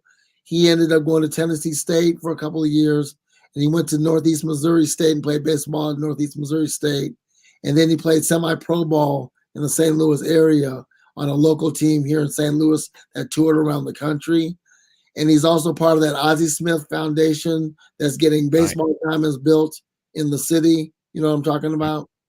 Right. Well, he's getting inducted to the Hall of Fame tomorrow. So recently or currently, what's next for me is tomorrow I'm going to go show some love to David and recognize his great accomplishment for him, because couldn't happen to a better person. And before you go, any more special shout outs? Shout out to my Washington Metropolitan family. Shout out to like I said, my boy David. Shout out to the Kirkwood Pioneers. And shout out to Jamie, of course, my singing partner, because she sings alto, I sing tenor. So we're harmonizing together. And I want to shout out to you and thank you for this opportunity. I could never have dreamed I would have been on a podcast like this, but it was really fun. And I'm going to try to tune in next week or anytime I don't have a track meet. That's what's up, man. Definitely appreciate it. Do me a favor, just stay on before I end everything. Before after I close out, just stay on so we can have a post show talk real quick. But for everybody else, thank you very much once again for tuning in to the Platform Sports Talk Show. I hope y'all have once again enjoyed the show. Yes, it's been about 3 hours and 30 minutes, but when you're talking about some good things, you don't want to have the conversation in because it just continues to get better and better and better and better. So sometimes, having on the show, running the show, you can do what you want, right? And just by having fun and just about talking important, positive things as well. So once again, I hope that you all have enjoyed this interview with a good man of God, Christopher Scott. Shouts out to Joe Bo. Shouts out to Bunny, to T-Bone, to Stan as well. Once again, I see the comments here. Thanks to the wifey. Awesome interview. Definitely appreciate it. Mrs. Tutu. But I also want to go ahead and do some more plugs once again. Follow us on Facebook, on Twitter, on YouTube. Subscribe, click on that bell. We also on Instagram. You can email us, platformsportstalkshow@gmail.com. Once the show is over, you can view it on Roku TV. Tell your peoples they missed it. You also have Roku TV. It'll be uploaded after the show. Shouts out to our Hot 365 radio family. We be on 7 to 9 p.m. every Wednesday. If you want to hear us on the radio, crystal clear sound. So we everywhere, y'all. We continue to spread. 5 years of doing the Platform Sports Talk Show. It's been incredible. Once again, ladies' night every first Wednesday of the month. The Man Cave goes down every last Wednesday of the month. And prepare to see yours truly and our panel back next week for the Platform Sports Talk Show. It's been fun. Spread the word, everyone, about what we do on the Platform Sports Talk Show. With that being said, I am your boy Smooth. When it's about sports, it becomes our business, and business continues to pick up. Peace out, y'all. Sports Talk Show. We out. We out.